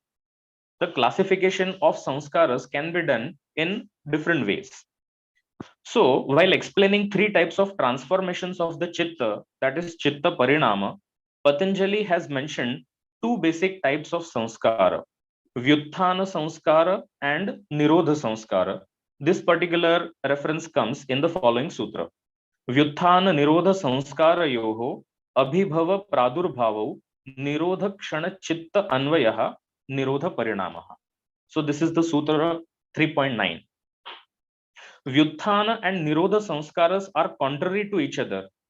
Nature and subcategories of vyutthana and nirodha samskara can be understood in the following way. So these are the 2 basic categories, but there can be subdivisions of these categories also. So now one by one I'm going to discuss those subcategories. So first I'll speak about vyutthana samskara. The literal meaning of the word vyutthana is waking. Vyutthana is the state in which chitta is active. Chitta is involved in two types of activities while being in Vyuthana state. So one activity of Chitta while being in Vyuthana state can be having Vritti, that is taking form of an object. And the second activity of Chitta in Vyuthana state can be doing karma. So giving the response to that object by doing an action, and that is primarily mental action, not the physical one. The word vritti cannot be just translated as a thought, because thought process is involved in performing action also. Patanjali has not included the thought of performing karma in any of the types of chitta vrittis. Vritti can be comprehended as a thought form that helps grasp any object, but not the response given to that object in the form of karma. So in Vyuthana Sanskar, we can understand two subcategories, which I have explained here. The first one is Vrittijanya Sanskara, and the second can be Karmajanya Sanskara, because there are two functions of Chitta: having Vritti whenever the outside object is perceived, and when the response is given to that object, that is called as Karma. So there can be two types of Sanskaras, and because the sutras are in Sanskrit, I am framing the Sanskrit terms for that. One sanskara can be called as Vrittijanya Sanskara, and the other one can be called as Karmajanya Sanskara. So Vrittijanya Sanskaras are the impressions caused by the formation of the Vritti, that is the form of the object taken by Chitta. Chitta can take a form of an object, but it does not have ability to experience the object because Chitta is not conscious. Chitta, by taking form of the object, becomes the instrument of knowledge. Pratyaya, that is the knowledge of vritti, is acquired only by Purusha. There can only be one vritti at one time. When new vritti arises in the chitta, the earlier vritti ceases, but it creates one impression in the chitta at the time of cessation. This type of samskara can be called as vrittijanya samskara, that is, impression born out of the form of an object taken by chitta. It can also be called as jnanajanya samskara, the impression born out of knowledge acquired through vritti. So these two terms can be used parallelly, vrittijanya samskara or jnanajanya samskara.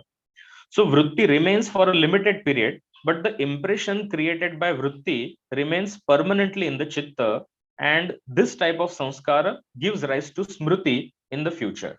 A very simple example can be taken that whenever we experience any object, so our chitta is taking form of that object.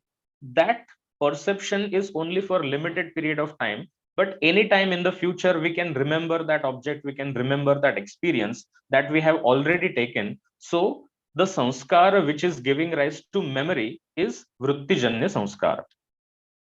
One can remember only those objects that have been experienced before, even though the duration of that experience could only be for few moments. Still, it creates samskara which can become the cause of memory in the future. Vritti exists for a short span of time.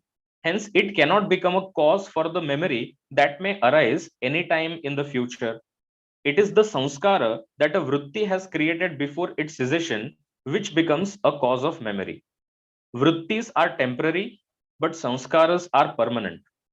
According to yoga, smriti, that is memory, is also a vritti, and it also creates an impression which may give rise to another smriti in the future. So I'll just explain this particular point with an example.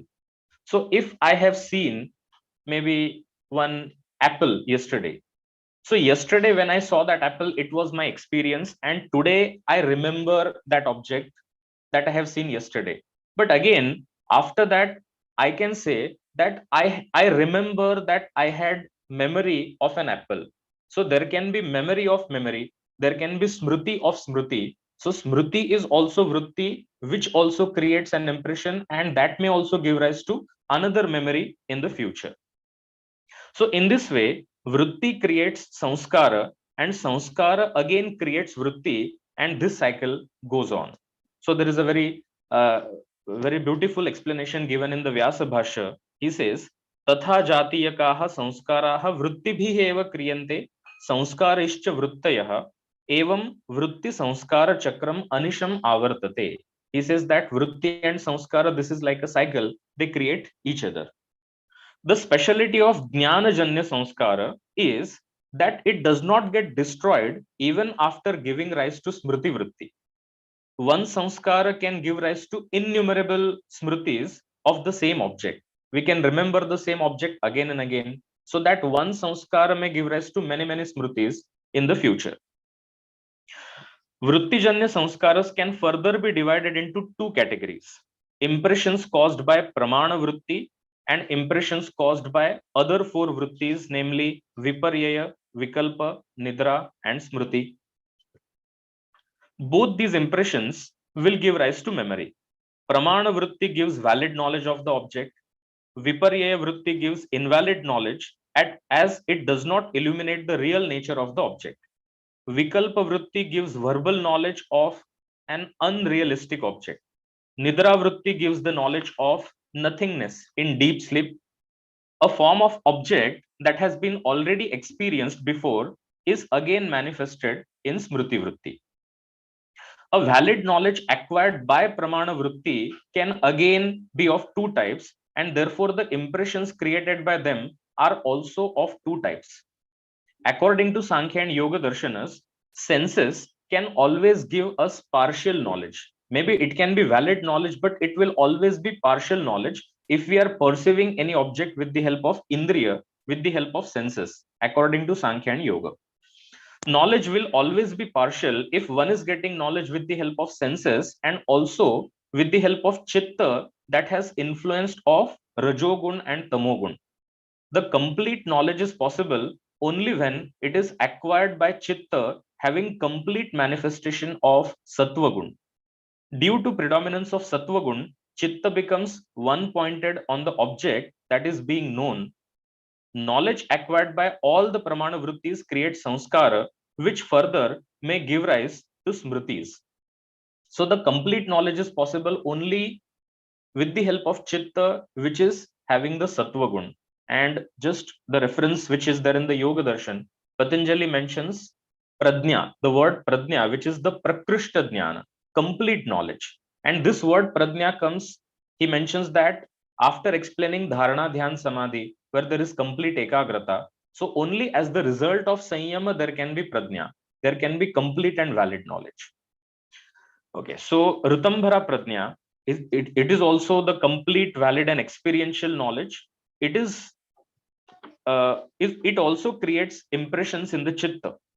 According to the Sutra 1.50, that is Tajjas Sanskaraha Anya Sanskara Pratibandhi. So here also there is reference of the word Sanskara in the context of Ritambhara Pradnya. So impressions created by Ritambhara Pradnya create obstruction for the other impressions. Patanjali does not clarify which these other samskaras are. It can be comprehended that these impressions are those which are caused by karma and they are waiting to give results.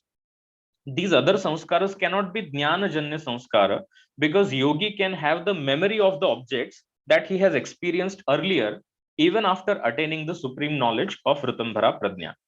Also the Sutra 4.27 Tachidreshu Pratyayantarani Sanskarebhyaha ascertains that after attaining the supreme knowledge also other vrittis manifest sometimes in between the ekagra vritti which happens in samadhi.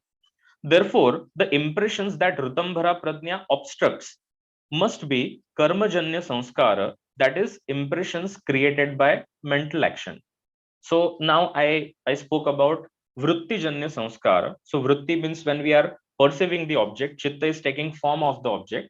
But there is other category that can be called as karma janya sanskara, which is obstructed by Ritambhara Pradnya. So then what is karma janya sanskara? So when a particular karma, that is action, is performed by chitta and it is influenced by any of the afflictions, then it creates a subtle impression in the chitta and it gives result of that karma in the future. Usually, action is considered to be physical action, but action is first performed by chitta, which later may or may not be executed by the senses or the body. Every action has the result. all the actions do not give results immediately, the results, that is the vipaka of the action, can be experienced in the present birth or in the future birth also. Now this is as per the sutra, klesha mulo karmashayaha drishta adrishta janma vedaniyaha. The performance of action could be for a limited period, but it creates a subtle impression in the chitta. This impression remains in the chitta till the time of its fructification. It gives a result at appropriate place, time, and due to proper nimitta, due to proper cause. After giving a result, impressions caused by karma become inactive. This is the difference between vrittijanya sanskar and karmajanya sanskar. One vrittijanya sanskar can give rise to memory many times, but one karmajanya sanskar cannot give the result of that karma multiple times. There is only one result, and once that result is given, then it becomes inactive. After giving the result, impressions caused by karma become inactive. Impressions caused by one karma cannot give results to the doer multiple times. These subtle impressions created by karma are specifically called as ashaya in yoga. The term ashaya is only for karmajanya sanskara. An etymological interpretation of the word ashaya as per Yoga Shastra is as follows. A phala vipaka chitta bhumau sherate iti ashayaha. Impressions that remain in the latent form in the chitta till they do not give the results, they are called as ashaya. According to Sutra 4.7, karma can be of four types. Shukla karma, that is positive karma. Krishna karma, negative karma. Mishra karma, the combination of both positive and negative. And ashukla, akrishna karma, neither positive nor negative. Subtle impressions are created in the chitta only if karma is influenced by any of the kleshas, any of the afflictions. Out of these four types of karma, the first three types of karma are influenced by klesha, and therefore they create impressions and they give result. The fourth type of karma is not influenced by klesha, so it does not create impressions and does not give any result. The karma of a yogi who has attained the knowledge of Viveka Khyati does not have any affliction in his chitta. Karma of such yogi does not create an impression in the chitta and does not produce the result also. Impressions created by positive karma are called as dharma or punya. Impressions caused by negative karma are called as adharma or apunya. These two categories have been mentioned by Patanjali in the following sutra. Te lhad paritapa phalaha punya apunya hetutvat. So this is sutra number 2.14. Sanskara word in the following sutra also refers to karmajanya sanskara. The next sutra, parinama tapa sanskara dukkhaihi gunavrutti virodhacha dukkhameva sarvam vivekinaha. So in this sutra also the word sanskara is referring to karmajanya sanskara. Both positive and negative impressions ultimately result to dukkha to the yogi who has attained the knowledge of Viveka Khyati. Dharma, including adharma, is also counted in the list of 7 imperceptible attributes, aparidrishta dharma, which I was talking about at the beginning. These subtle impressions are imperceptible for the common person, but yogi can contemplate on these impressions and get the knowledge of previous births. So as in the Sutra 3.18, Sanskara Sakshat Karanat Purva Jati Jnanam. So yogi can have the Pratyaksha Jnana of these impressions and therefore he can know about his past births. A combination of many impressions is called as Karmashaya. The collection of such subtle impressions which are waiting in the chitta to give the results is called as Karmashaya. Actions such as an invocation of mantras, austerity, contemplation, worship of God, deities, saints create Punya Karmashaya, impressions caused by meritorious activities, and actions such as injury against the frightened, disease, helpless people, and insult caused to noble persons create Papa Karmashaya, that is, impressions caused by sinful activities. Now, as this particular discussion of Karmashaya comes in Yoga Darshan, in Vedanta also there is similar discussion. Vedanta describes three types of karmashaya, referred to as karma, namely sanchita karma, prarabdha karma, and kriyamana karma. So I'll not much elaborate on that, but I'll just uh, try to draw out the parallel in the yoga darshan also.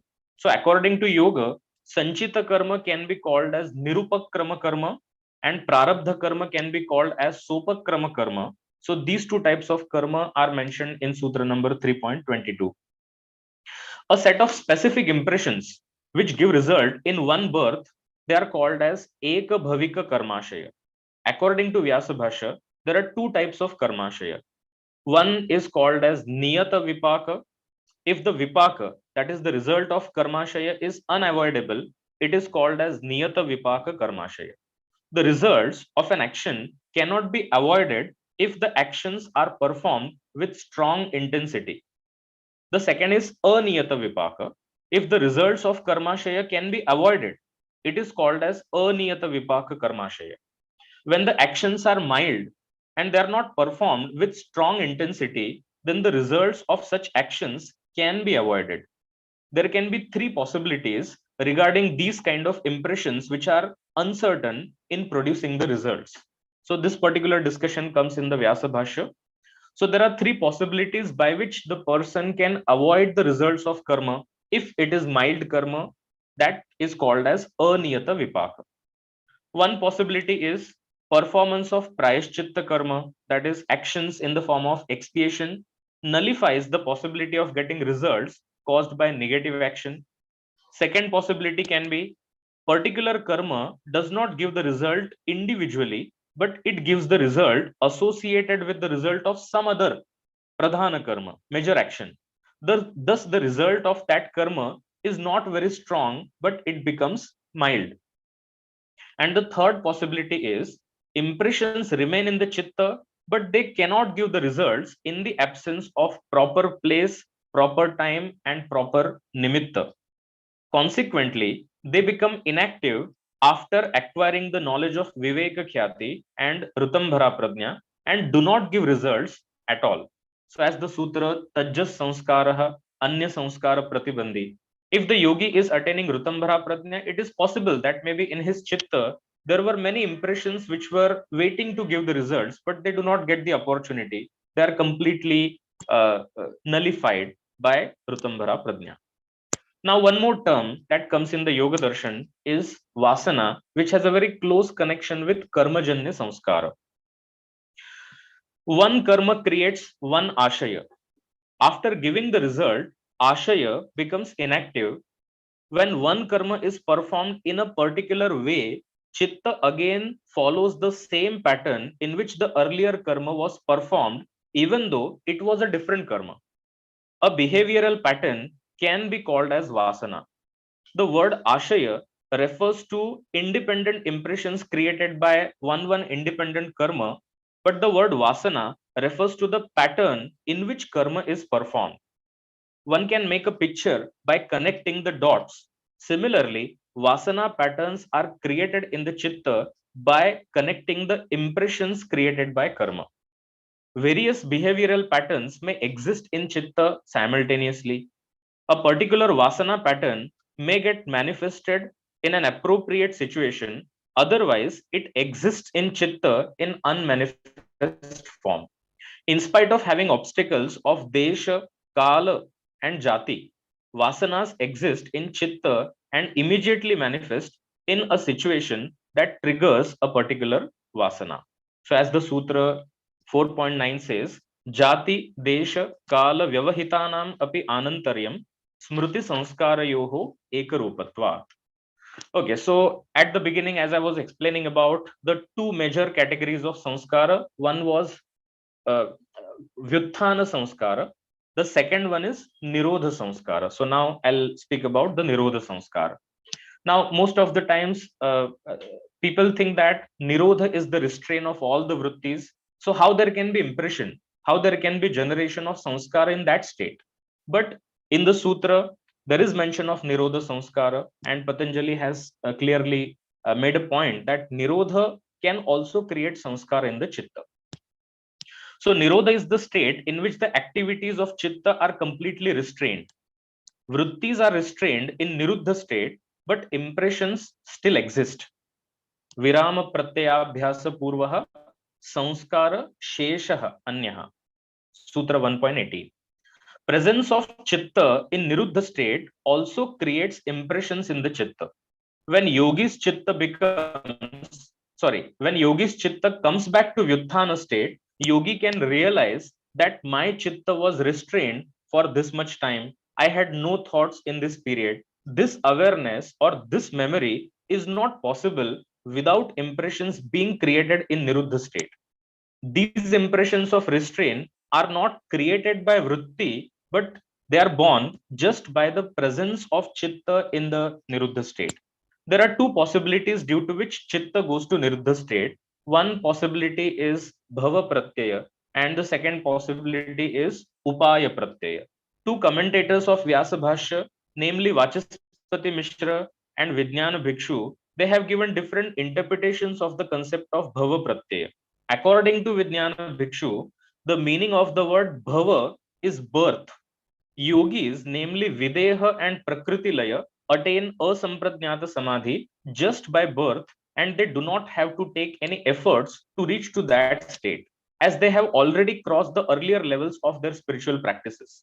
According to Vachaspati Mishra, meaning of the word bhava is not the birth, but he says bhava is avidya, it is ignorance. So Videha and Prakritilaya yogis meditate on any of the non-conscious elements, either on Prakriti or Buddhi or Ahankar or Indriya, not just meditate on them, but they consider that element as Purusha by ignorance. And because of having that ignorance, their chitta merges in that respective element after their death. In that state, there are no vrittis in the chitta, and therefore that state is also considered as a niruddha state. They do not attain kaivalya, as chitta has reached to that state due to ignorance, and Rutambhara Prajna is yet to be manifested. So nirodha sanskaras created in this state do not lead to liberation.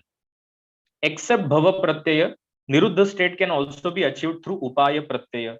So yogi attains that state with the help of shraddha, faith in practice, virya, that is strength, smriti, meditation, samadhi, contemplation, and prajna, complete and valid knowledge.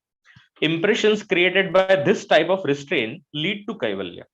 For as much as time the chitta of yogi remains in that niruddha state, impressions of nirodha become stronger and chitta attains more and more tranquil state. Tasya prashanta vahita samskara. So Patanjali is mentioning the word samskara, that is for nirodha samskara, and as much as the strength of nirodha samskara is more, then the tranquil state, the prashanta state of chitta remains for a longer period of time. Okay, so now just the last part of my presentation, I'll just take 2 more minutes. Apart from the understanding of above types of samskara, so the basic classification was Vyutthana samskara, Nirodha samskara. In Vyutthana samskara, Vrittijanya samskara, Karmajanya samskara. In Vrittijanya samskara, the impressions created by Pramana Vrittis and impressions created by other Vrittis. So these were the subdivisions of samskara. So apart from this discussion, Vyasa Bhashya also talks about other 2 types of samskaras, namely Sthiti samskara and Gati samskara. So this comes in Sutra number 2.23 in Vyasa Bhashya.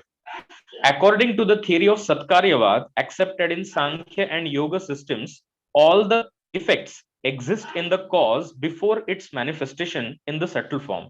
Chitta is the effect of Prakriti, Chitta is the effect of Prakriti, and that Chitta exists in Prakriti before its manifestation when the Trigunas are in the equilibrium state. Sthiti samskaras are the impressions present in the unmanifest chitta that maintain the balance of triguna in that state. And gati samskaras are the impressions present in the chitta which trigger the manifestation process, due to which chitta is manifested as a separate element from prakriti. So in this way, the concept and the types of samskara can be understood within the framework of yoga darshana. Samskara is one of the central themes of yoga. according to Sankhya, Yoga, and Vedanta traditions, impressions, samskaras exist in Chitta. Chitta is the only substratum where the impressions can be stored. Body, senses, or Purusha do not possess the ability to store the impressions, but according to Nyaya and Vaisheshika Darshanas, impressions are stored in Atma. They consider samskara as the Vishesha Guna of Atma. So this we can understand as the difference in the philosophical traditions. Okay, so with this, I think I stop here. This was the end of my presentation. So thank you so much, everyone, for patiently hearing. And uh, now, thanks to all the organizers also. And I thank the chairperson, Professor Dr. Ganesh Rao, sir. Thank you so much. Thank you, Rudraksha sir, for throwing light on the concept of samskara in Yoga Darshana. Now, with the permission of respected chairperson, I would like to open this session for question and answers. Participants who wish to ask questions, please raise your hand virtually. I will unmute you and then you can ask your question. Please let the question be precise and related to the topic.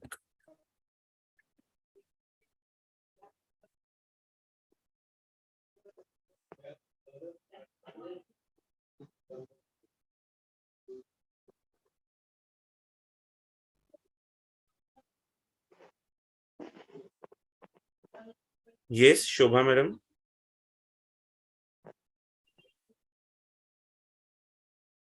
Thank you, Ajay sir. I have a question for Dr. Rudraksha. May I ask? Yes, please. Yes. Sir, thank you very much for a very interesting paper. You talked about samskaras. So the doctrine, you can say, or the concept of samskaras will appear in different colors in various knowledge streams. For example, samskaras will mean something in Dharma Shastra. They will mean something else in moral science, etc. So, does Vyasa Bhashya give any cross references of these other shades of the word samskara? Thank you. Yeah, thank you for the question. So yeah, what you are saying is correct, that in Sanskrit, whatever terms are used in the text, they are not having just one meaning, but there can be many different shades of meanings.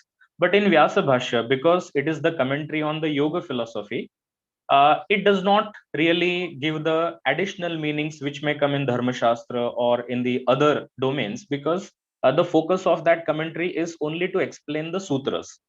So whenever the bhashya is written, so as I said at the beginning, that the commentary literature and all these styles in which the commentaries are written, they have to follow certain norms. So bhashya has two different purposes. One is to explain the meaning of the sutras of each and every word, and additionally, for understanding of the topic, if some more explanation needs to be given, then that can also be given in the bhashya. But in Vyasa Bhashya, there is no such mention about the meaning of the word samskara in Dharma Shastra or in the Smriti or in the Puranas, because that is not the domain, that is not the subject here. Vyasa Bhashya sometimes refers to other philosophical tradition. There are references of the Buddhist traditions. There is refutation of Yogachara sect of Buddhism. So Darshana traditions can be referred, but they will not speak about the other subjects. So in Vyasa Bhashya, there are no such references. Thank you, sir. Not even at splitting cross references? No, actually, these types. No, actually, even these types of sanskaras, which I have explained in my paper, they are not specifically mentioned in any of the yoga texts. So this is what I am trying to present in this paper. Now, Vyuthana Sanskara, Nirodha Sanskara are mentioned, and Gati Sanskara, Sthiti Sanskara. These are mentioned, but other types, they are not mentioned. Okay, thank you, sir. Thank you. Kalpana ji, you can ask your question. My question is to Rudraksha. There are so many types of sanskaras, and my question is basically, these sanskaras are also useful for the spiritual growth or not? Because they are also needed. Then why it is said that we should get it from all the sanskaras? No, definitely sanskaras are useful for spiritual growth, but which type of sanskara? So I was saying that pramana vritti, if there is valid knowledge, and that valid knowledge is creating the sanskaras, which can definitely be helpful in attaining more knowledge or attaining the knowledge in depth, or even the sanskaras of Rutambhara Prajna, which is also the valid knowledge. So definitely, if the impressions are created by pramana vritti or Rutambhara Prajna, they are definitely helpful, but ultimately we need to understand that what is the substratum of all these impressions? Chitta. All these impressions exist in chitta, and according to Sankhya Yoga, we are not chitta, we are purusha. And at the last level, at the time of kaivalya, when there is separation, chitta will be separated, it will merge to prakriti, and purusha will become separated. So ultimately those impressions are in chitta only. Okay, so that is the reason why they may say that one has to get rid of samskara, but that is only at the last level of kaivalya. But before that, definitely, if the impressions are created by pramana vritti, they will be helpful always. Okay. Okay. Thank you so much. Just clarified. Thank you. Yeah. Thank you. Sudarshanji, you can ask your question. Yeah, sir. Sudarshana, sir. Sir, I have a question to Rudraksha, sir. Sir, so what happens to the Sthiti Sanskara and the Gati Sanskara at the time of Laya? So where do they merge into? No, actually, these are the opposite samskaras. है ना? Sthiti is to maintain the stability, and gati is to create the disturbance. So, according to Sankhya Yoga, 23 elements means buddhi, ahankar, mana, etc. They are ultimately manifested from prakriti, and at the time of pralaya, again they merge to prakriti. They merge to prakriti means the trigunas do not remain in active state, but trigunas remain in the balanced state. So, to achieve that stability or to achieve that equilibrium of triguna, sthiti samskara will be helpful. And for certain time, there will be equilibrium. And again, at the time of manifestation, when there is imbalance, then for the imbalance or for the manifestation of these elements, gati samskara will be responsible for that. So basically, these are the two impressions which are there in the chitta. So sthiti samskara will be helpful for bringing the balance in triguna, and gati samskara will be helpful for manifesting that chitta from prakriti. And now these two samskaras can only be accepted only if we are accepting the theory of Satkaryavad. According to Satkaryavad, that chitta is existing in the prakriti even before its manifestation. It is not newly created at the time of creation. So if it is already present in prakriti, then what triggers the manifestation of that element? So it is assumed, it is inferred that it must be gati samskara. And similarly, sthiti samskara is responsible for maintaining the balance. Okay, sir. And sir, since there are many parallelisms between Buddhism and the Yoga Sutras, do you think there is parallelism between sanskara of Bhava Chakra and the sanskara of the Patanjali's, sanskara? Because Yeah. in Bhava Chakra, I believe avidya leads to sanskara. So Yes. here also, can we draw similar parallelism, sir? Yeah, definitely the comparison is possible, but now in this paper I just focused on Yoga Darshan. But definitely, if we refer to Buddhist tradition, and especially if we refer to the Yogachara tradition, in which there is a lot of discussion about the Chitta, its aspect, Chitta, Chetasika, different functions of Chitta, and Samskara is also accepted as one of the skandhas, the foundational elements in Buddhism. So definitely the parallel study can be done. And there are many similarities also in both the traditions, but there are differences also.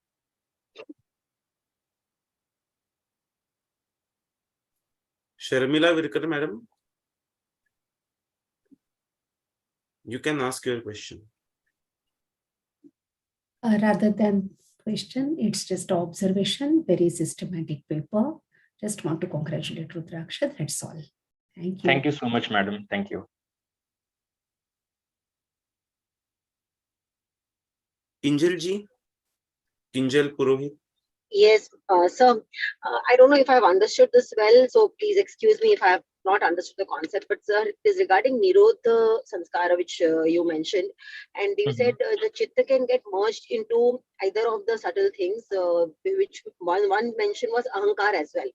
So I don't know from where I could just relate this to something called as spiritual pride. So is this one of the things that people get engrossed and they get merged into that, that the spiritualism as a concept, and this can be one of the ahankars? I don't know if I've understood it well and if I'm putting it up properly. If you can please help me, sir. Yeah, no, actually that concept is little different. Now I just touched on that concept because that topic itself is very elaborative and the commentators are giving different interpretations. So if there is maybe ego, or if there is spiritual egoism as you are mentioning, I think it is a different concept. But this topic is related to bhava pratyay, and as I mentioned that Vachaspati Mishra and Vijnana Bhikshu are having completely two different interpretations which go against each other. So according to Vachaspati Mishra, it is avidya. So I'll just give you one example, that if I'm meditating on one object, so that object, for example, if it is flower, it is made up of Pancha Mahabhuta, Prithvi, Jala, Tej, Vayu, Akash. Meditation on flower is not wrong, but meditation on flower, considering it as Atma, it is wrong, because I am not having the proper understanding of the object on which I am trying to meditate. So that kind of wrong meditation, because of avidya, if we consider something else as Purusha, because of this wrong practice of meditation, after the death of that yogi, Chitta merges to that respective element which he was considering as Purusha. In that state, there are no vrittis, so that is also Niruddha state, but that doesn't lead to Kaivalya. So this was the point, and actually it is very technical explanation given in the Tattva Vaisharadi of Vachaspati Mishra. So I just mentioned that, but I did not explain in detail. This was helpful. Thank you so much, sir. Thank you. Thank you. Anamika. Sir नमस्कार sir, मेरा रुद्राक्ष sir से एक दो question है sir. It's very basic. Sir can you hear me? Yeah, I can hear. Sir मेरा ये जो ma'am ने अभी किया था निरोध संस्कार, सर ये कैसे इफेक्ट करते हैं हमारे कर्मास को? और प्रज्ञा ऋतंबरा प्रज्ञा पे भी एक क्वेश्चन है, ये क्या है sir? Nirodha Sanskara does not affect on karma, but Nirodha Sanskara is again whenever the yogi is practicing. So if I just simplify, according to Yoga Darshan, what is how the transformation happens in Chitta from many vrittis to one vritti, that is Ekagrata, and one vritti to zero vritti, that is the further journey. So actually that Nirodha state is a very, we can say a very advanced state. And because now Yoga Shastra, Patanjali is describing about Yoga Shastra, so he has covered all the aspects of yoga, which may be on the preliminary level, which may be on the advanced level. So he says that in Niruddha Avastha, there are no vrittis. So will there be impressions or not? That is the question. So Patanjali says that there will be new impressions created in Niruddha state also. And what is the proof that Nirodha Sanskara is possible? So then the reference is given that after coming back to Vyutthana Avastha, yogi can realize that my Chitta was restrained, my Chitta was Niruddha. This kind of realization, this kind of memory is not possible without that Nirodha Sanskara. So it is accepted that just by being, the presence of Chitta in that Niruddha state also creates Sanskara in the Chitta. They do not directly affect the karma that we are doing. It is a different thing. Different thing, right, sir? And sir, Ritambara Pragya, again very advanced and ultimate thing. No? Yeah, Ritambara Prajna, when our Chitta is in pure state, then Ritambara Prajna is the complete knowledge, valid knowledge, and experiential knowledge. That is Ritambara Prajna. So whenever the yogi realizes what is the nature of the self, what is Purusha, and how the Trigunas are different and Purusha is different, after having this purified knowledge, there is emergence of Ritambara Prajna in the Chitta. Right. Thank you, sir. And one more thing, sir, Kaleshas. In our day-to-day life, we face many Kaleshas, sir. But how we can overcome from it? Yeah, actually, then it is a very elaborative subject. So I don't know whether we have sufficient time. I can answer, no problem. But in short of time, the answer will not be, I think, sufficient. Now, there are many practices, and in the Yoga Shastra, all the practices are ultimately to reduce the kleshas and how to have more and more knowledge. Okay, so the one practice which Patanjali says, Kriya Yoga. So Kriya Yoga is when you perform any karma with complete devotion, with proper understanding, with proper awareness, and without expecting the result, then that practice of Kriya Yoga helps to reduce the effects of klesha. So that is just one practice which is mentioned by Patanjali, but there are many other practices also. Correct, sir. Thank you so much, sir. Vandana ji.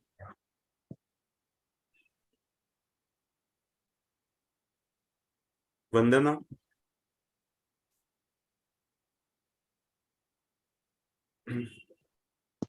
Vandana, please unmute yourself.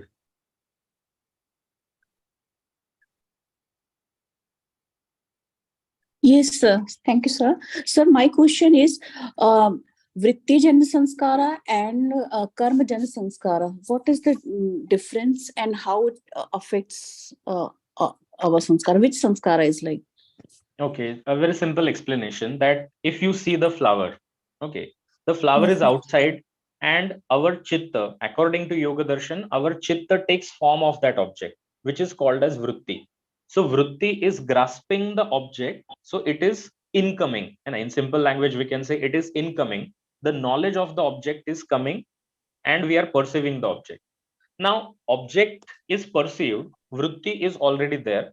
Now we take some decision, we decide to do something. We decide to perform any karma related to that object, either to take that object or to leave that object, or after observing that object, certain impulse is created in the chitta. I like the object or I don't like the object, whatever. So after perception, when we decide to do any karma, that is called as karma. So both these processes, perception and the response given to that object, both create impressions. So one is vrittijanya sanskar and the other is karmajanya sanskar. Okay, so all this karma jan sanskar is first comes to our mind and then we take action, na? Yes.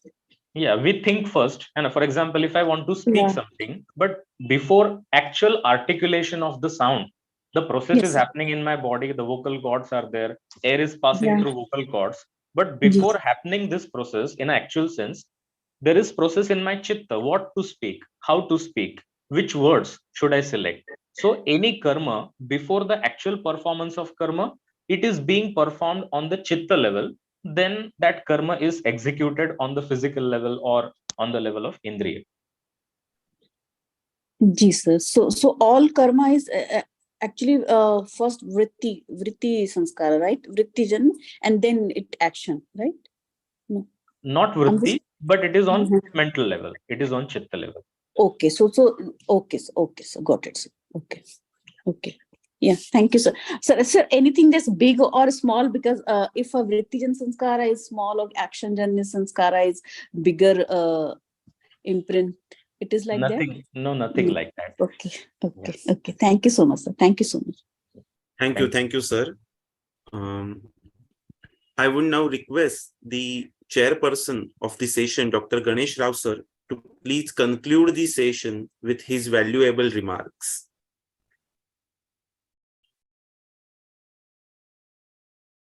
You're on mute, sir. In the first place, I consider myself as privileged to chair this session of three learned, brilliant scholars and equally brilliant presentations. My thanks to Dr. Ulkarna, to the Dr. Sharmila Varkar and Dr. Rudraksha for making this very clear, insightful presentation. The first paper, Yoga as Philosophy of Transcendence, really highlighted the concept of transcendence, which actually is the core of all yoga practices. And Dr. Sharmila ji not only spoke about transcendence, which we understand in one sense, but also brought about transcendence of various dimensions, whether it is epistemological transcendence, ethical transcendence, socio-cultural transcendence. So various concepts of transcendence. And personally, I feel this concept of transcendence is common to all traditions of yoga. And only when we consider transcendence, then probably the criticality in yoga comes about, which she was trying to emphasize. So a very nice presentation, very elaborate presentation. The next presentation by Dr. Ulka Natu, my colleague, as usual, very clear presentation, though I feel the time available was very less to go through all the slides, though all of us here present would have liked her to deal with all the slides so that we get more information about it. But the highlights were very clear, that, okay, the spiritual element missing in the conventional ways of therapy. And when that spiritual element is the enrichment of yoga therapy, and when that element comes there, it does not come as, a tablet for a headache. It comes with, efforts involved, time to be devoted, and the person should be prepared for that, a particular approach, particular attitude of the beneficiary. So unlike in other therapies where this point was highlighted, where the patient is actually patient and only a recipient of medicines and therapy, in yoga therapy, the patient has to play an equally active role. The faith, the positivity with which he comes, the conviction that, okay, I will be cured. These practices will help me, and I'm prepared to persevere and, devote time, a long time, Dhirga Kala, in Patanjali's words, then only that therapy will be, successful. Yoga does definitely have magical powers, but like all other therapies, it is not a panacea that can be prescribed for each and every problem and overnight fast food culture sort of therapy. It takes time, because it is what she has said, even our ailments, you take hypertension, diabetes, it is a slowly accumulating problem. So the question is, am I able to bring about a lifestyle change? Only if I am prepared to bring about a lifestyle change, then there is available yoga, which provides you with all the elements of a healthy lifestyle. Then the meaning of yoga as a preventive discipline rather than therapy will come into the fore. Very beautifully highlighted. I wish there was time to see through all the slides, because therapy is today the order of the day. As I mentioned in my talk, nobody comes to yoga for kaivalya or moksha. Everybody comes there for some or the other problem, getting relief from the problems. The third paper by Rudraksha, Dr. Rudraksha, I call him Rudraksha because he's very close to me. Dr. Rudraksha is very brilliant presentation, absolutely brilliant presentation, though some of us would have found it a little bit difficult to go into the nuances of the term samskara, but very clear elaboration on the various concepts of samskaras. What generally we read is a deep impression left by a karma, and a vritti is a karma. Our understanding of samskara ends there. But the way he has brought about, in addition to what is mentioned in Vyasa Bhasha and the commentaries on Vyasa Bhasha by Vachaspati Mishra and brought about the different types of samskaras very clearly, because lots of time confusion arises, particularly in Nirodha Samskara, when there is no vritti at all. Where is samskara happening? This is normal. And the same parallel is also drawn when we talk about a pramana of Nidra, that when I am sleeping, where is a vritti happening? And we say, okay, when I wake up, I do feel that the sleep was refreshing. So naturally, at the time when the sleep was happening, there was a sattva guna prevailing, there is chitta there. The similar parallel to be drawn in the Nirodha Samskara. And also, when he spoke about, some person asked about, samskaras have to be stopped.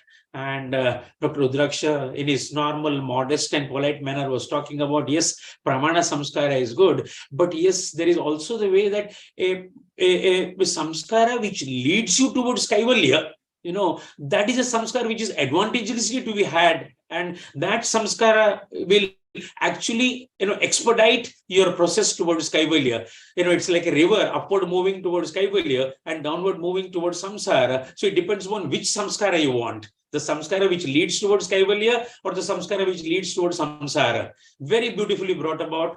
My congratulations to Rudraksha, very nicely presented, so nice nuances of each type of samskara. It's very beautiful, very beautifully done. Thank you very much. Yeah, I wish we had more times for discussion. It was nicely presented. Very nice. Lastly, I thank the organizers, my university, Mumbai University. All my education has been in Mumbai University. Sanskrit department of Mumbai University for making this seminar happen. And this is probably, and I wish only a trailer of what is to come in the next 3 sessions. We are having a feast of knowledge and wisdom. So let's all participate and partake of that feast. Once again, I thank Dr. Sharmila Varkar, Dr. Ulka Natu Gadam, and Dr. Rudrakshan Sakrikar. Thank you very much for presenting the paper in the manner in which you have presented. Thank you very much. Thanks to Ajay, Dr. Shakuntala, and all other members who are participating actively to make this seminar successful. Thank you very much. Take care. Thanks a lot, sir, for your valuable remarks.